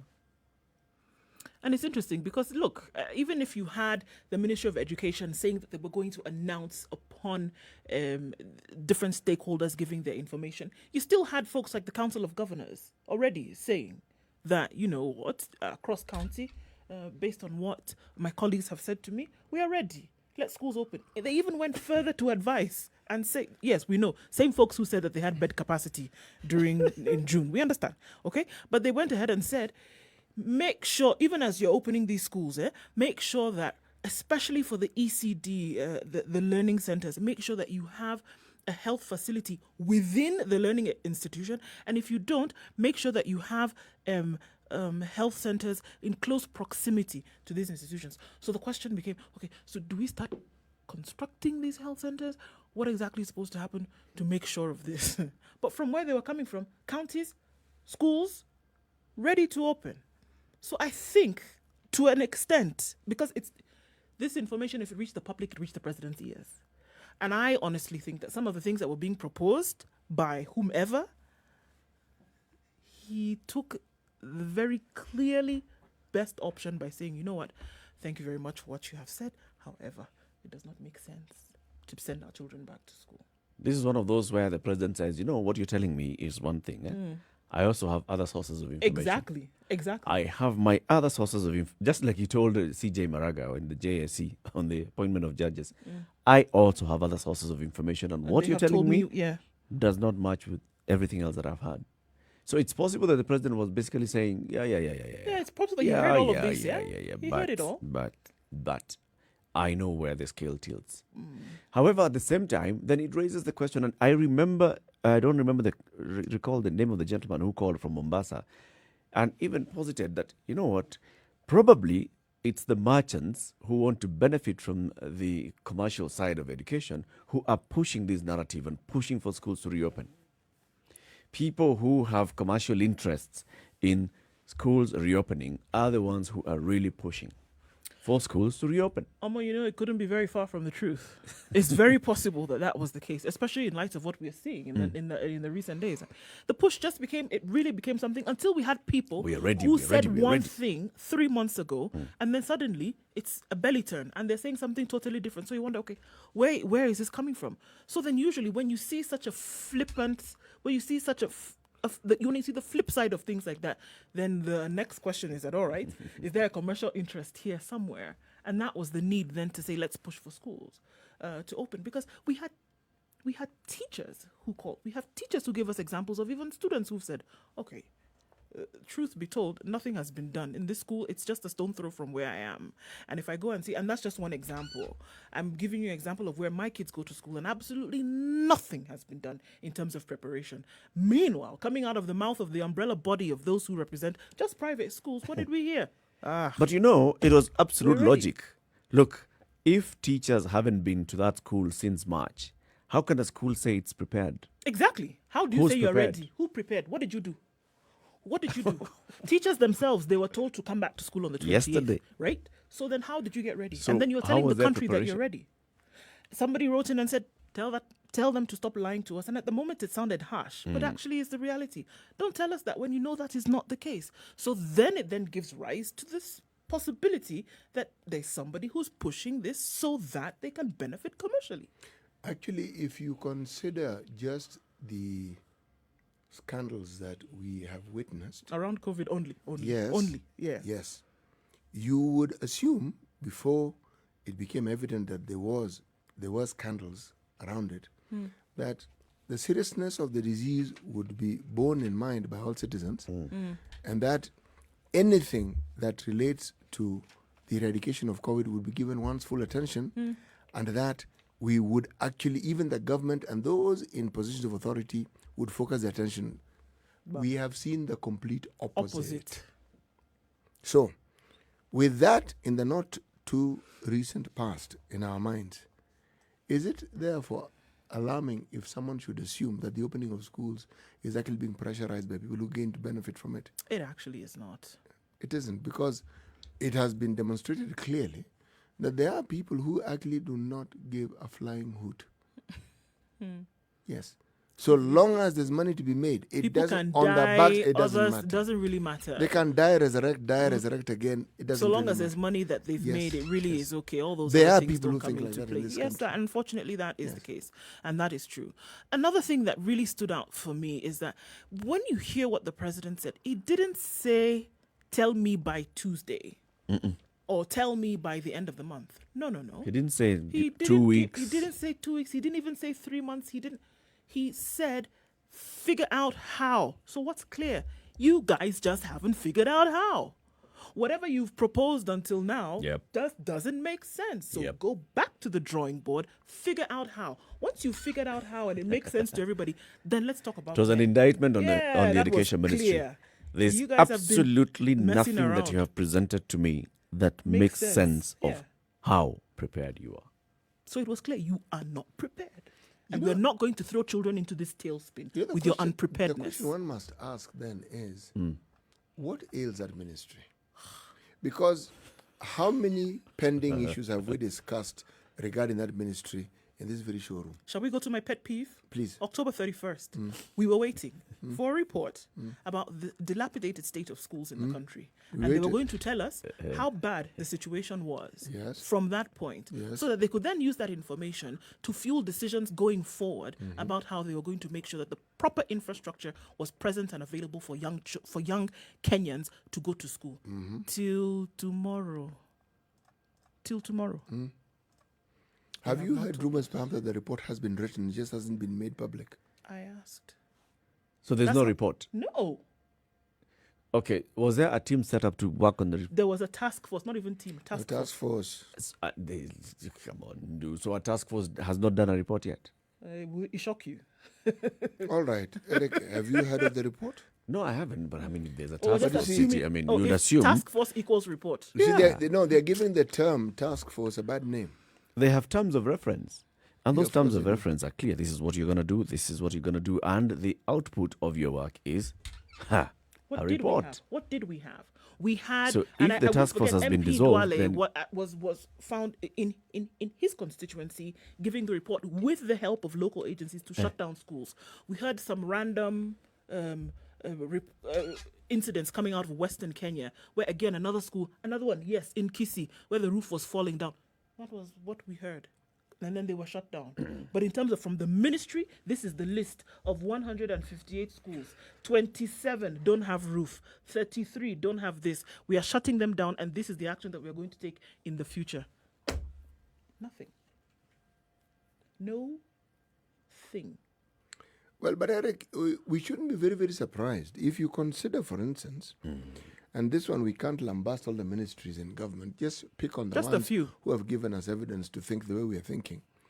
If you consider, for instance, not just the Ministry of Health, and you ask yourself, how is it then, for instance, that we at a ministry actually finance here, finance, where the money comes from, expending money for a project that hadn't even begun. It's stuff of the mystical and magical, isn't it? You read it, you feel, no, this person didn't quite report this thing accurately. And then pictures begin to arrive. And the spot on which this particular lovely structure was supposed to have been put is as God made it. As they say in Kenya, even the grass wasn't cut. So you wouldn't be surprised then when you hear something like what and he was really very polite about it yesterday. You would have read more if you liked, but really, all that you've been doing all this time, not convinced that you're able to then throw 1 million plus children, and we're just talking primary, not even gone secondary, 1 million plus children into that. You're not prepared. The president Get said, it together. Let us not keep fighting over this. So it's like he was There's a addressing tussle the there. parents. I didn't get the impression that he was addressing the merchants, as we are calling them. It's like he was addressing it's like pressure is coming from the citizens that they want their children back to school. I don't see that. I don't see that the address was being made to Kenyans. I see that within that ministry, it's just that it's not as glaring or as overt as what's happening in the Ministry of Health. But in the Ministry of Education, there are those on, even when this committee was formed, what did we hear? KNUT fighting on this side, KUPPET saying this and the other should not be done, TSC saying actually this is what we're going to put in place. That's where the fighting is. And you have those people who are standing behind these certain stakeholders who are saying, actually, you know what, let's push this particular thing because I have a vested interest there. I think that's where the fight is. And then in front of the CS who is trying to get information from these same people who have interests. What do you think they're going to do? And you think that because you see the president can't see it? I think that's where the fighting was being addressed. Let's stop fighting amongst ourselves and let's focus on the safety of our children. That was clear. Those ones are not fighting. Those ones seem to be very well playing tune. They're singing the same song. Dancing to the same fiddle tune. Yes. The conductor of this orchestra is doing a very good job because they are saying the same thing. Let's gear towards reopening in October. If you look at the meetings that they held at Mtihani House and then they came again to the ministry, this is what they were saying. We are gearing towards reopening. Then the president comes and just slams the door shut on them In fact, and says, you should have slammed it louder. let's not fight over this. In fact, you should have removed the door. You know what is unfortunate is that you get the impression that some of those who are in leadership seem to think that the only way you can address the citizens of this country is by lying to them. By telling them that we are prepared and everything is okay. Well, yes, it's a lie because everything you're telling us, you've done something. There's nothing that has been done. You're prepared. There is nothing that remotely represents preparedness. My friend, you try and challenge them on nothing. Tell you, come on. You know, it depends. Your definition of nothing, City, surely. If you cannot see, for example, that we've done this, the other. If you cannot see that we've held this number of meetings, then you don't know really the meaning of the word. Nothing. Evidently, yes. Evidently, yes. That is certainly one way of looking at it. But if you consider that what I'm basing my judgment on is not piecemeal efforts that have been made, but the wholesome conclusion of certain activities that are supposed to arrive at the citizenry with certain results. With tangible results. That hasn't happened. Results, that has not happened. Let's take a break, take a look at the weather. 17 minutes after 9. This is Kenya's biggest conversation, the Situation Room. Good morning.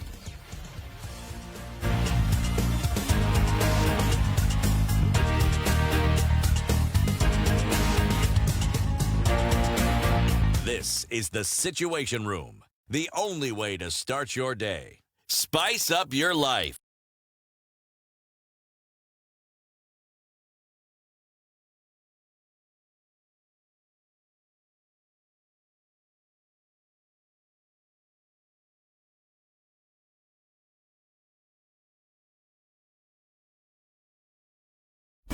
Classic soul, R&B, smooth jazz, neo soul, and nostalgic ballads. Make some noise. Yeah! You're listening to Spice FM.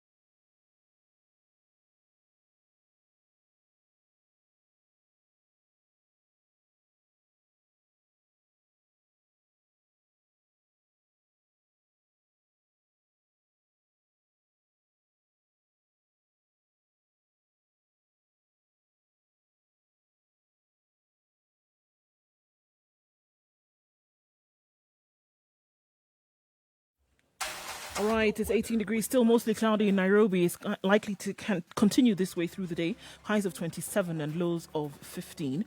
26 the high and lows of 14 in Njeri. Partly cloudy conditions at the moment. Mostly sunny in Nakuru at 17, going to highs of 25 with a chance of showers later on, coming down to a low of 13. Eldoret this morning is mostly sunny still, highs of 23 and lows of 12.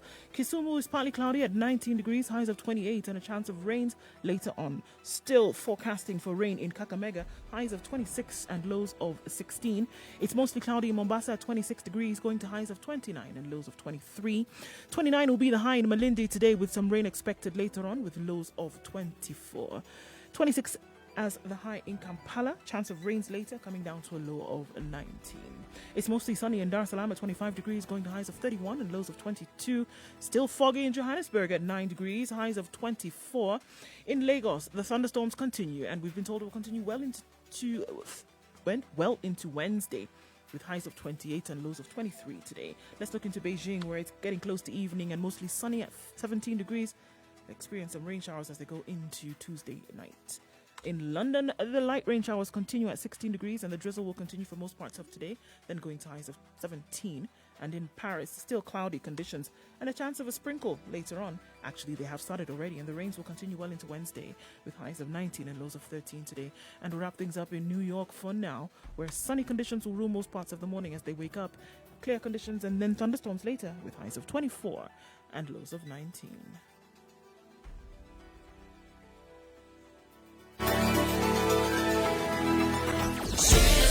Everything nice. All right. Spice up your life.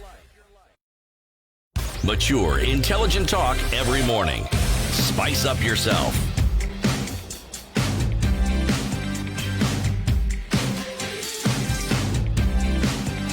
Mornings done right. 94.9. This conversation continues. So the president directed that, first of all, get a proper way of ensuring that the children are going to be safe. And then let's discuss the how, the when. But before that, let's not even contemplate this conversation. And this is coming against the backdrop of what we had seen happening at the Ministry of Education. First, there was a meeting of stakeholders, the key stakeholders in the education sector. This included the teachers' unions, ministry officials, school heads, private school heads, even medical experts coming to say, looking at how the curve is looking, we can then start thinking of probably some resumption of school-going activity, maybe starting with the candidate classes of Standard 8 and Form 4, and also looking at maybe the colleges as soon as the month of October. And we've heard conversations. The teachers' unions, led by NAT Secretary General Wilson Sossion, says we are ready. The best performing MP, Milemba, the chairman of Kupet, says we are ready. The Kenya Private Schools Association says we are ready. The Council of Governors says we are ready. And then they just came and in one fell swoop dismissed everything. Can you imagine? People have been sitting down for 2 weeks. He sat down for 2 weeks, went through, talked, did everything. And they came and said, thank you very much. But everything that you've put together, the many reports, it's very painful. The many reports that you've put down together, the many meetings long, well into the night that you sat down and they said everything that people have talked about now, it doesn't make sense. Children are not going anywhere. So it should actually give you some insight into the fact that, like you said, this education sector, we really need to look at it and say, guys, the decisions that we've been making in the past, this should probably shine some light and say, guys, we need to put a spanner here and tighten things, remove parts that are not working, and get this machine moving. Because, like you said, they didn't even give an option. Look at the sectors like, for example, the religious institutions. Okay, we've been doing 100, maintaining social distance, etc., etc. Okay, let's move it up to 200. Look at the hospitality sector. All right, we've not been selling alcohol. We've been closing at a certain hour for restaurants. Okay, let's open it up a little bit and see what we can do. Yep. All of the recommendations that you made, not one did they say, what I all fail right, to we understand, can accept this one and bring it in. Why?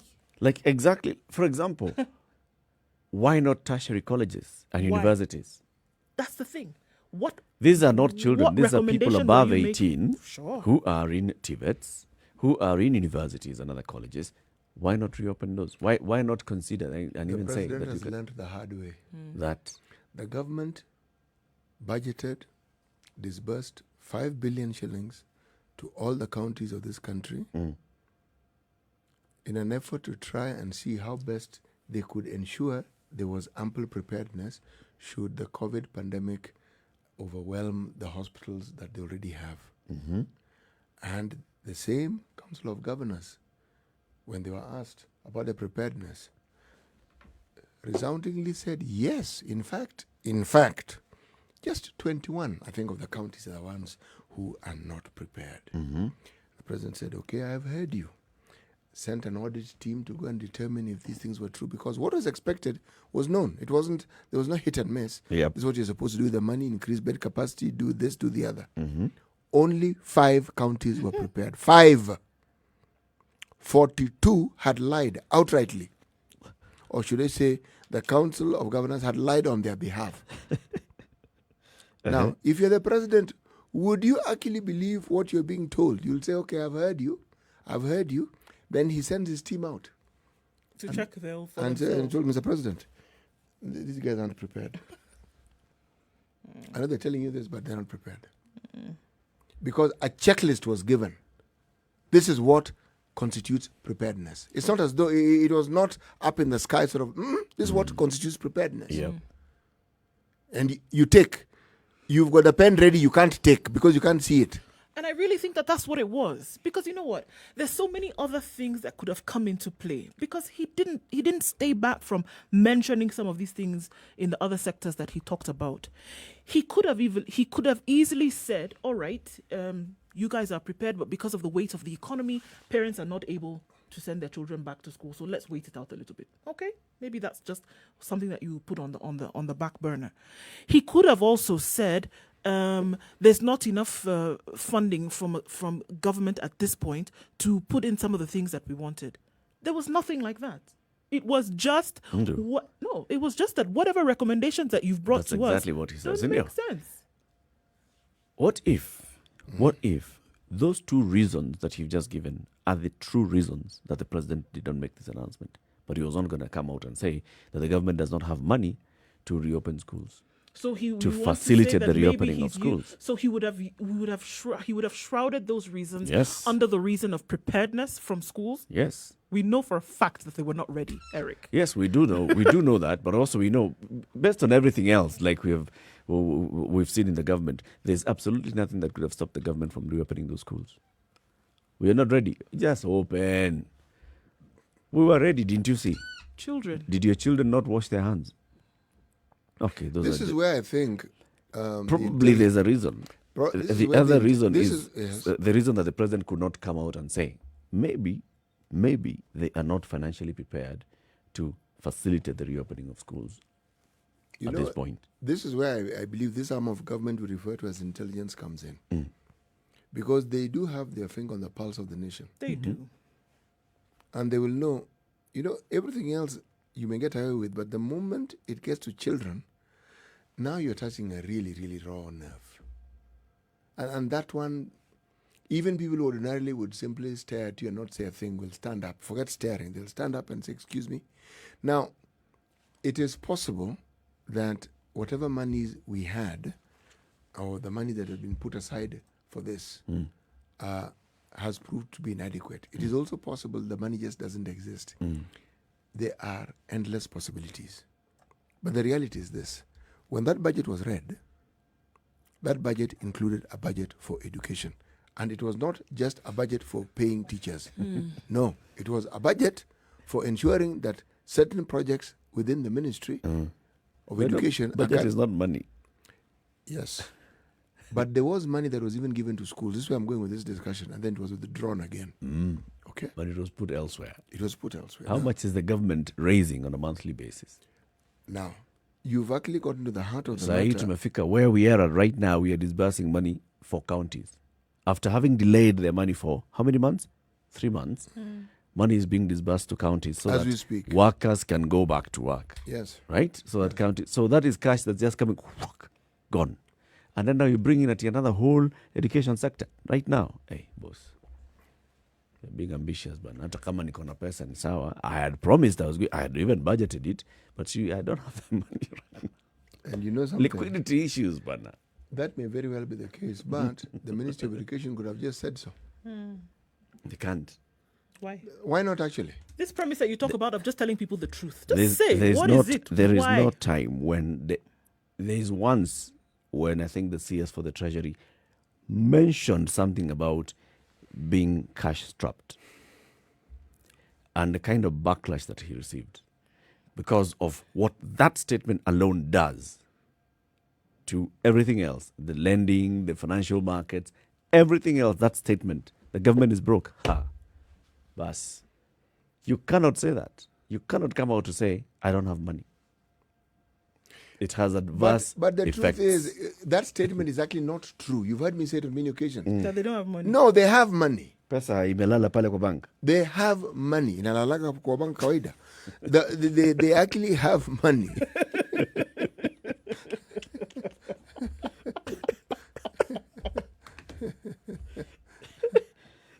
How much? So how much? The government collects money daily. Daily. Yes. Daily. So what are you telling Remember, me? there's one thing that CS Kibicho told us. Remember, in government, government does not collect money at you and put somewhere. No, and they save. spend it. It comes, it goes. Now, depending on the pipeline bringing in and the pipeline taking out, you'll have an imbalance. What if the pipeline bringing in? Because right now we know many government's revenue collection. The pipeline is narrow. Is very narrow. We know it's narrow. And the need, especially now with this, money needs to go to the counties, expand. We are still paying salaries. We are paying loans. We are. If for once, It's just like balancing and playing around. History, so just delay this school opening thing until we finish this bit now. If once in a while people are actually made to work for the money that they've been earning all along, what's the problem? It's painful. Think through this thing and solve the problem. Why do you think they're there? What? I'm going to earn at the end of this month, but I actually have to do the work. Wow. It's a phenomenon that people Do have the not- work. It's a phenomenon that people have not been used to for years, City. And Do now you the work. They've been talking at these problems. Now it's time to actually do something. We've tolerated the talking. Now it's enough. Do. Look, even with the money that comes in, even if it isn't adequate as it may be argued, but it's still there. Start with something, man. It's there. We're not a failed state. We're not these countries where, yani, of saying the truth. There's no money of real. Yani, it doesn't exist. Okay? There's money. Nothing. If you Here. shake the piggy bank, There's you money. can't get- Public servants have been paid. There's money. And this now is at the end. Public servants have been paid across all cadres. And then money is also going to the counties to pay all public servants across all. There's So money. there's money. There's money to operate these things. The thing is, if you increase that demand right now, then are you going to have sufficient money to fund all these things at once? The issue is at once. Maybe not. Well, I'm just being conspiratorial this morning. No, 28 no. minutes to What you're 9 saying to makes 8. sense, Eric. What you're saying makes sense. Let's take this break, take a look at the traffic, and then we continue the conversation. 0719 012 600. You can call in and contribute. This is the Situation Room, the only way to start your day. Spice up.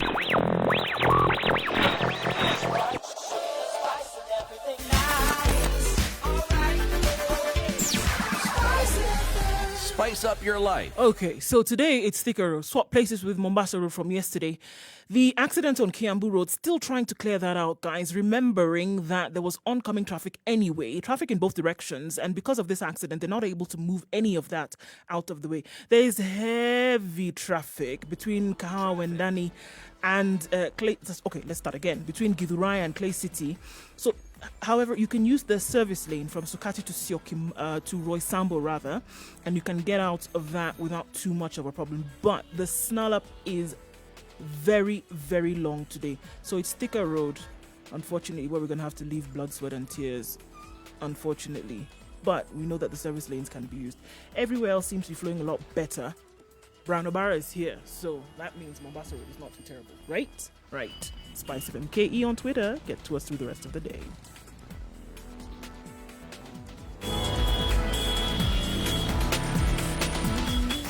Are you ready? Okay. Spice FM. Mature, intelligent talk every morning. Spice up yourself.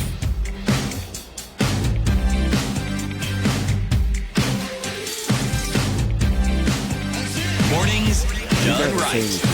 94 light on the education ministry. Yeah, now it's time to get your act together. I mean, look, everybody's looking at you anyway, so you might as well do something that is going to make the stares worthwhile, as they say.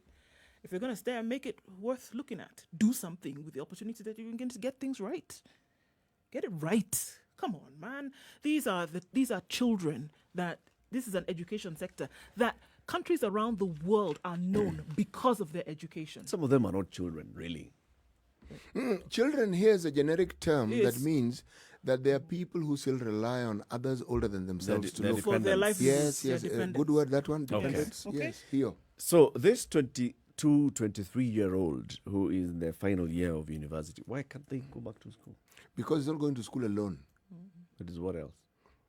He's going with Other people. Yes. Of that same age. And that same habits. yes, and if you say that the children, the students in their final year, again, they're not alone, and even those universities may not necessarily have the wherewithal to ensure that the students learn in a safe environment.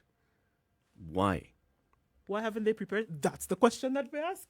Why are they not prepared? Why are the universities and tertiary institutions? Because there's and some colleges people not who are ready? saying that they're not going to school alone, they're going with others. These are the same people whom you've opened bars for and restaurants. This is where they're going to be meeting. You know, you've introduced a different discussion, Chief. You're talking about the same person. No, so you're no. saying that this person I cannot said go and sit in discussion. school. Discussion. School is not a place of leisure. Okay? As is a bar. Place of learning. As is a bar. Uh-huh. Yes, okay? Well, I guess even in a bar you can learn. But the point is this. Not everyone who is a student and is 23 years old goes to a bar. Start there. Yeah, right? they'll go elsewhere. They'll have this. And even they'll if mix. and even if they don't go to a bar, they've been going to places of leisure anyway with COVID. Yeah. The reason why the issue of the hospitality industry, why it's obvious, I'm sure the state knows that people have been having drinks. People, the very things that you're trying to prevent, they've been doing anyway. You said, okay, guys, we've got the message. You're not going to obey this, so let's extend the time so that you don't have to break curfew. The rules. Yes, and we don't have to keep arresting you every day. So just do it till 11. Yes, till 11. Though you'll still do it until midnight, and I will have very good reason to arrest you. Let's hear from Agnes Wenjiro Ndungo, who's calling from Kwale County. Good morning, Agnes. Good morning. My name is Agnes Wanjiro from Kwale County. Right. Good morning, Agnes. Yes, jana nilisikia rais akisema kuhusu pesa zenye zinaingia kwa simu. Na mimi ni mama mwenye niko na watoto wawili na sina mume, najitegemea na kazi yangu hata corona ilifanya iharibike, pia nikaibiwa. Sasa sina kazi na We've lost Agnes. John, let's try and get her back. I guess she's talking about not receiving any of this cash transfer money. Right? The same that we heard from Feni Mwarabu. So I think the way that people were receiving the money, there was an issue of, registration, and then you get into the database and you go on with that. So let's hear, Agnes is back. Agnes, good morning. Good morning, sir. Aya, ulikuwa nasema uko na watoto wawili. Na Yes, umesikia kuhusu pesa ambazo zinatumwa. Mmoja ako class 6, mmoja ako class 3. Na mimi kama mimi sikupata pesa kwa simu wala msaada, nilipata mara moja. Wakati wa kwanza corona ilipotangazwa tulipata chakula mara moja. Wapi? Kwa simu sijawahi pata msaada yoyote. Kuna watu katika kijiji chako ambao umejua wamepata pesa? Kuna watu majirani zako ambao wamepata pesa? Kuna msichana mmoja tu nilisikia akisema amepata pesa kila wiki, na mimi sikuona kwa simu yangu. Yeye alipata vipi? Alikuwa amejiandikisha ama walijuaje namba yake? Okay, mimi siwezi nikajua. Sasa ni wewe unielezee ili nifuatilie nijue nitafanyaje nipate. Naweza kushauri Hebu muulize huyo rafiki yako ambaye unajua amekuwa akipata pesa, muulize alijiandikisha wapi na mambo kama hayo. Alafu pia enda katika ofisi ya chifu hapo karibu. Enda kwa ofisi ya chifu uulize, chifu, nimesikia kuna watu wanapata pesa na mimi nikijiangalia niko na haja ambayo ningependa usaidizi kutoka kwa serikali. Akwambie unaweza jisajili vipi ndio upate huu usaidizi kutoka kwa serikali. Asante sana, Mungu akubariki. Asante Agnes. Nitaenda. Haya. 0719-012-600 if you'd like also to contribute to the conversation that we are having. We are talking about the education sector, but the issue that is emerging here, we are coming to the end of the cash transfer programs. Fanny from Taita, Agnes from Kwale, they're saying, never received. I'm hearing the president talking about people receiving money. Who's receiving this money? I definitely am in need. What though? I have children. Yes. I don't have means of sustaining my family. I would appreciate assistance. So who's receiving this assistance? What is really true? Where do they get this money through, or whom do they get the money from or through? Who? The people who've been receiving money? Yes. Where do you collect this money from? It comes to your M-Pesa. Every Tuesday on M-Pesa, 1,000 All shillings. right. And who is it who ensures that your details are sent to that particular forum where the money can be released, and that sound that you've just made is made on their phone? Yes. That is now where the question comes in. Right? You would expect, because the money is actually distributed and the management of this cash transfer is done through the Ministry of Interior. Yes. Because you're using the NGAOs, the National Government Administrative Officers. NGAOs. Every time. It's the NGAOs. And by the way, it isn't a play on the word girls. So if you go to the NGAOs, they'll show you how you're supposed to be receiving this money. Local chief, basically, the reason why you have a local chief who is somebody from your locality is because this person understands the neighbor. And even knows you. Knows the people who are in need. Okay? So if maybe they were given a number and told we only need 5 people from your location, then they maybe looked at who is the most needy. Then in that order, I'll take the 5 most needy people and I've handed in the names. So if, for example, Agnes went and asked and she was told, Najua lakini, my challenge was the number of people. And you see so and so, you can understand, blah, blah, blah, blah, blah. This is why I chose them. But I think those are the questions that now the national government officials should be able to be answering. Or even that's the information that they should be having. But remember, we discussed this matter of disbursements when it was only disbursements for those who are elderly and infirm. Yep. And even then, there was the issue of delayed remittances. Someone has received money for the last X number of months, they haven't received. This problem of receiving money has always been there. Yep. And I would assume that if then you're remitting money to even more people, then you'd hear more of the same. And then remember, people who need to register with the chiefs. Remember the kazi kwa vijana mtaani, that one? Yes. We also heard rumblings that the monies that they were supposed to receive wasn't quite the amount. Yeah. But again, the issue of the money was clarified for us when we understood that money being paid into their phones, especially for those who fell in the category of the youth, there were little details of debts that their phones had. Right. So by the time the money came in, the debt sorted itself out, and then gave the owner of the phone the recipient. Which balance the recipient was clearly not happy with, but there it was. But remember also there was a story of those who determined that you receive this money also wanting their cut.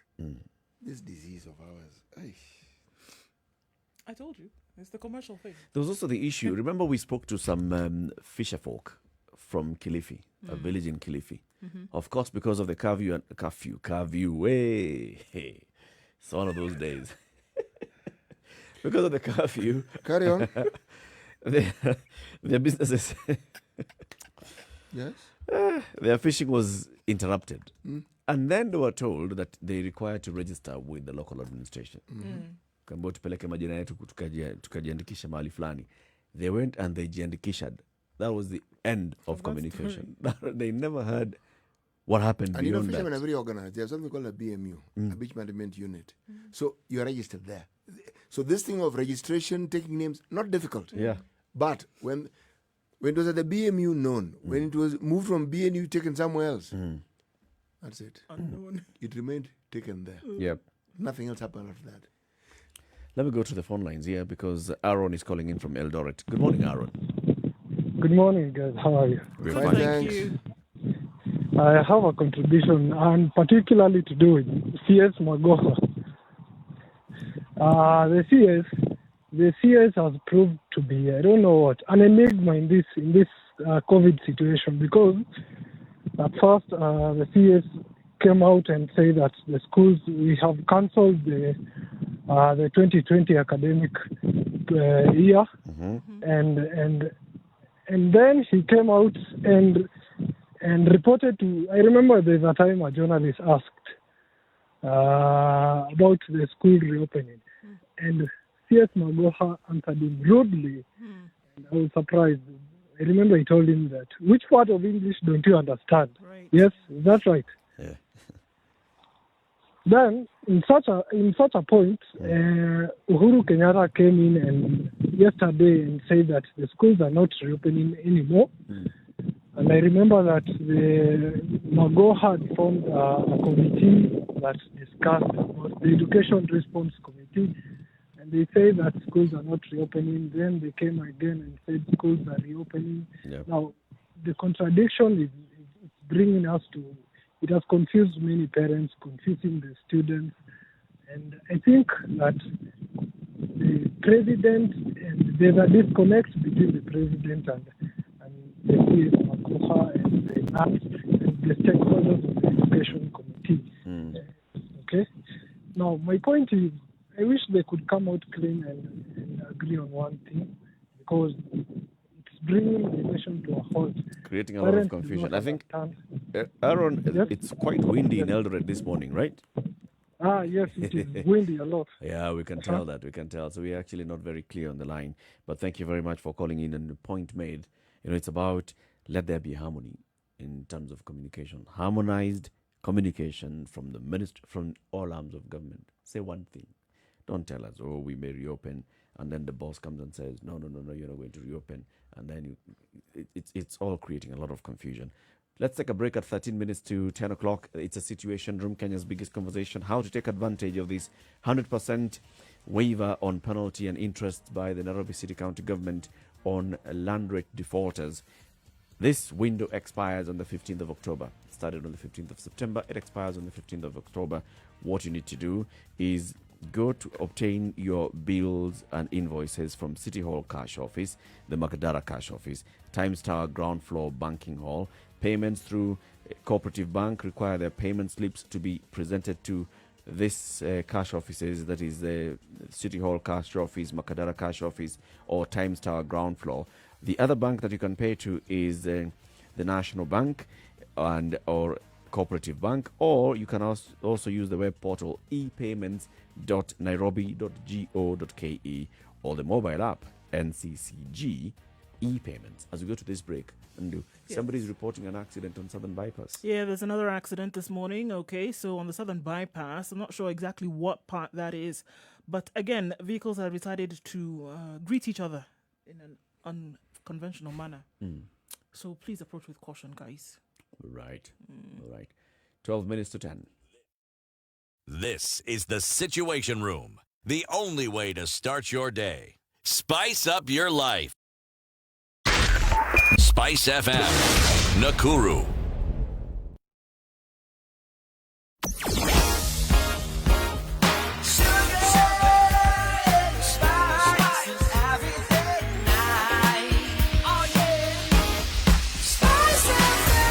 Spice up your life. So the conversation continues right here on Spice FM at 12 minutes to 10 o'clock. I've received a message from Nick One on Twitter. It says, Eric, I'd like to send something to Agnes Wanjiru, the mother of two from Kwale County, who's just called Spice FM. saying she hasn't received any assistance through her phone.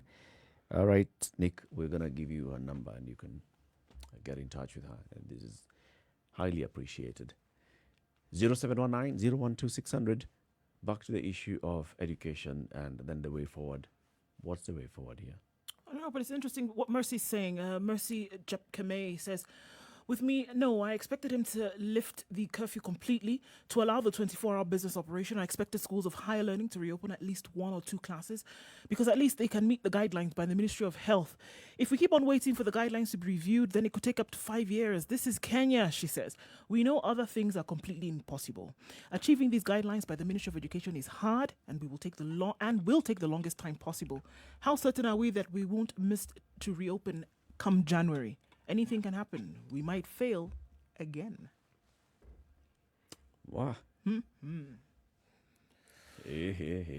So now, so mnatakaje? You know, the thing is, part of what we hear is, should we say, a reflection of expectations that are not being met. Yep. Personal expectations. But then there is also the understanding of the seriousness of the disease on the country. Remember, there was a time where even if, let us say, we had only 2 people with COVID in the country, the fact that our neighbors were affected and were responding to it, it would affect us, whether we wanted it or not. Or not, for sure. Yeah. You couldn't cross borders, you couldn't do certain things. So the impact of COVID and the global impact is something you can't run away from. Now, the reality is this. Anytime something affects the world as this particular disease has, well, the truth is it's never happened. We've had issues, yes. We've had swine flu, we've had measles, we've had smallpox.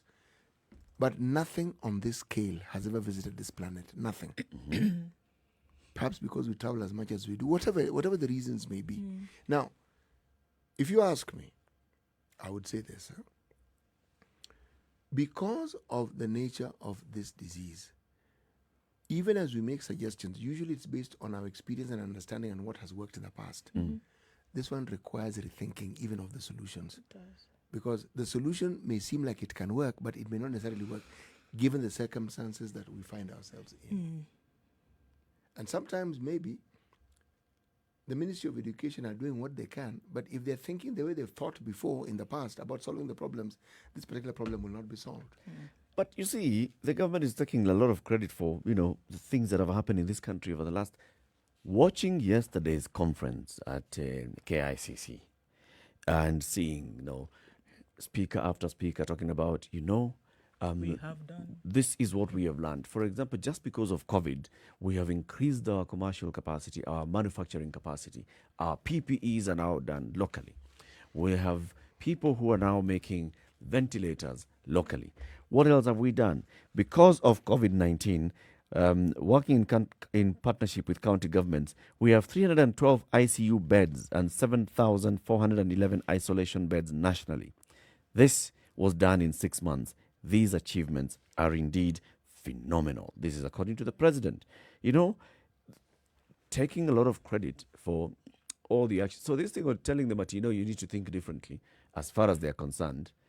Best thinkers, best implementers, best execution of everything, all plans that have. That's why we are at 4.4% now in terms of positivity rate for COVID-19. The president read what he had was been written told for him. was a representation of the truth. But 4%. I don't think the efforts. I don't think the efforts are what have reached that 4.4%. And I also am going to say I don't think the 4.4% is a true representation of the COVID footprint in Kenya. It isn't. I don't think so. It isn't. We actually don't know. We don't know. We honestly don't know. And the things that would furnish this knowledge are not being done. So you can't tell. We don't know. We don't know, Eric. Honestly, I think those numbers have been given. Yeah, okay, fine. However, it's not the truth. But you see, in the records of the government, that is what the government is saying. And that's why I was saying earlier, we are lying to ourselves as government and as a people that it is because of our efforts. It is not. That, COVID has not done to us what it's doing to Brazil, what it's doing to Spain or Italy. The government hasn't lied there. They haven't. Not really. If you consider the restrictions that were placed when COVID hit, well, our shows again, Mhm. right? Lock Nairobi, lock Mombasa, Yep. lock. You cannot say, in all honesty, that that did not have a positive effect. It did. For how long? Yes, it did. For how Because long? we recognize epicenters and we simply ensured we choke that virus and keep it within that particular epicenter. Okay. Yes. Now, this is, on paper, sounds absolutely correct. But you and I were here, and we were talking about this epicenter and how it's leaking. At least through the seams. True. How, The yes, you had locked down, but you did not restrict movement within Nairobi. 5 million people were mingling as they wished within this city. Yes. So even if we had now, the first case was somebody who was in Rongai, and then another case was where Kawangware, we had Isli, we had Pockets, we had Westlands, we had Langata. There's absolutely nothing that was slowing But down. It wasn't spreading to the rest of the country. It was. Well, it could have. No, with the seepage, yes, it could, but I'm saying it was restricted. It True. was limited. So let's say, and this is what I had said, that let's say that we created this petri dish in Nairobi, allowed it not to go to the rest of the country, but spread nicely within Nairobi. After you're satisfied that it has spread nicely, open up Nairobi and say, now Nairobi, go to the rest of the country. Nairobi went to the rest of the country. Why are you leaving Mombasa out of this equation? And Mombasa and Kwale and Kilifi, right? If on paper we're saying, okay, so you have this, it could spread, and then we're looking at how viral and contagious this virus really is, really, CT. No. The government Look at what does- happened in Italy. What happened in Italy? They locked down, but people had moved from one place. They decided to take off overnight. And that movement overnight It's what contributed caused to the a problem, lot. actually. Look at South Korea. People went to visit Eric, one another Eric, in a church, Eric, in I'm hospital. in agreement with you. Look at spread. what happened during the summer. People went to the beaches. Yes. The number shot up. I am saying this, that I cannot discount what the government has done. That's all I'm saying. They did do something, and we have benefited from the steps they took. That is actually the truth. We have benefited. Not as much as we may have wished to or may have wanted to, but we have benefited. So are those measures the ones that we give credit to where we are at right now? I think that the country is not like Brazil, is not like Mexico, is not like Spain and Italy, where Spain and Italy got. It's not even like South Africa. Eric, to be very honest, that's the puzzle. Even if you look at the numbers with reference to the testing that we've done, and we say we haven't done adequate testing, and you look at the numbers that we have, as I said, other indicators like those who are actually sick in hospital, the services being adequate for the needs, services being overwhelmed, those indicators don't show that we have this burden, this overarching burden that was prescribed. It doesn't. So no one can give a comprehensive answer and say, to be honest, it is our immune system, it is this. The government is taking credit. But the one thing that I'm saying that we cannot do is we cannot give 100% credit to the government. No, I agree. I agree. That it's because I there was agree, Eric. lockdown. For example, and say at the Wuhan lockdown, people stay indoors, therefore you have reduced the We didn't movement have a of this. Wuhan lockdown. No, We no, didn't. no. There was We didn't not even have a Kampala or Kigali lockdown. No, we didn't. We didn't even have a Johannesburg lockdown. No, we didn't. But we had a lockdown. So here we are. Because of the efforts that we took immediately this arrived in the country, because of the measures that we've been taking so far in the last We 6 have seen months, the numbers drop to this 4.4%, is why right, we okay. are where we are. No, mimi sikubali. Mimi, unfortunately on that one, Wewe unakubali. no, nakubali ya kwamba the government made an effort, and that effort has contributed to some serious positivity. That is what I am saying. Yeah. The citizenry also have done their bit, because when we have examples of people riding in ambulances while getting drunk in the same ambulances, we feel this thing is out of control. But that's one case. What about the cases of the many Kenyans who actually abide by what was required? They stay at Stayed home, home from they look after themselves, they do everything that is required. If they didn't, then perhaps the spread would have been infinitely worse. So, government can take their bit of this particular slice, but the Enjoy it. citizenry should also take their bit, because they have. There's still a lot of work to do, though, guys. There is. You see, the thing is, we are focusing on the misrepresentation. You know, there are these We're focusing individuals on who the said, reality. Anyway, coming to the end of the show, CT, remind us today's proverb. yes, you are going to come, they want you. A man who does not lie shall never marry. So what do you want? Think about it and consider that sometimes putting your best foot forward and claiming that that is all that you are may not necessarily be true. Yeah, right. Asante sana for tuning into the Situation Room today. Join us again tomorrow, 6 a.m. to 10 a.m. CT Muga. Nduh Okoh, say goodbye. Goodbye. And I'm Eric Latiff. We'll see you again tomorrow. So between now and 3 o'clock, you have uninterrupted music, sugar and spice and everything nice. And then Monique will be here from 3 to 7. The adults in the room, Eric, Barbara, and Emmanuel. 7 to 10. Good morning. It's 10 o'clock. Have a great day, folks.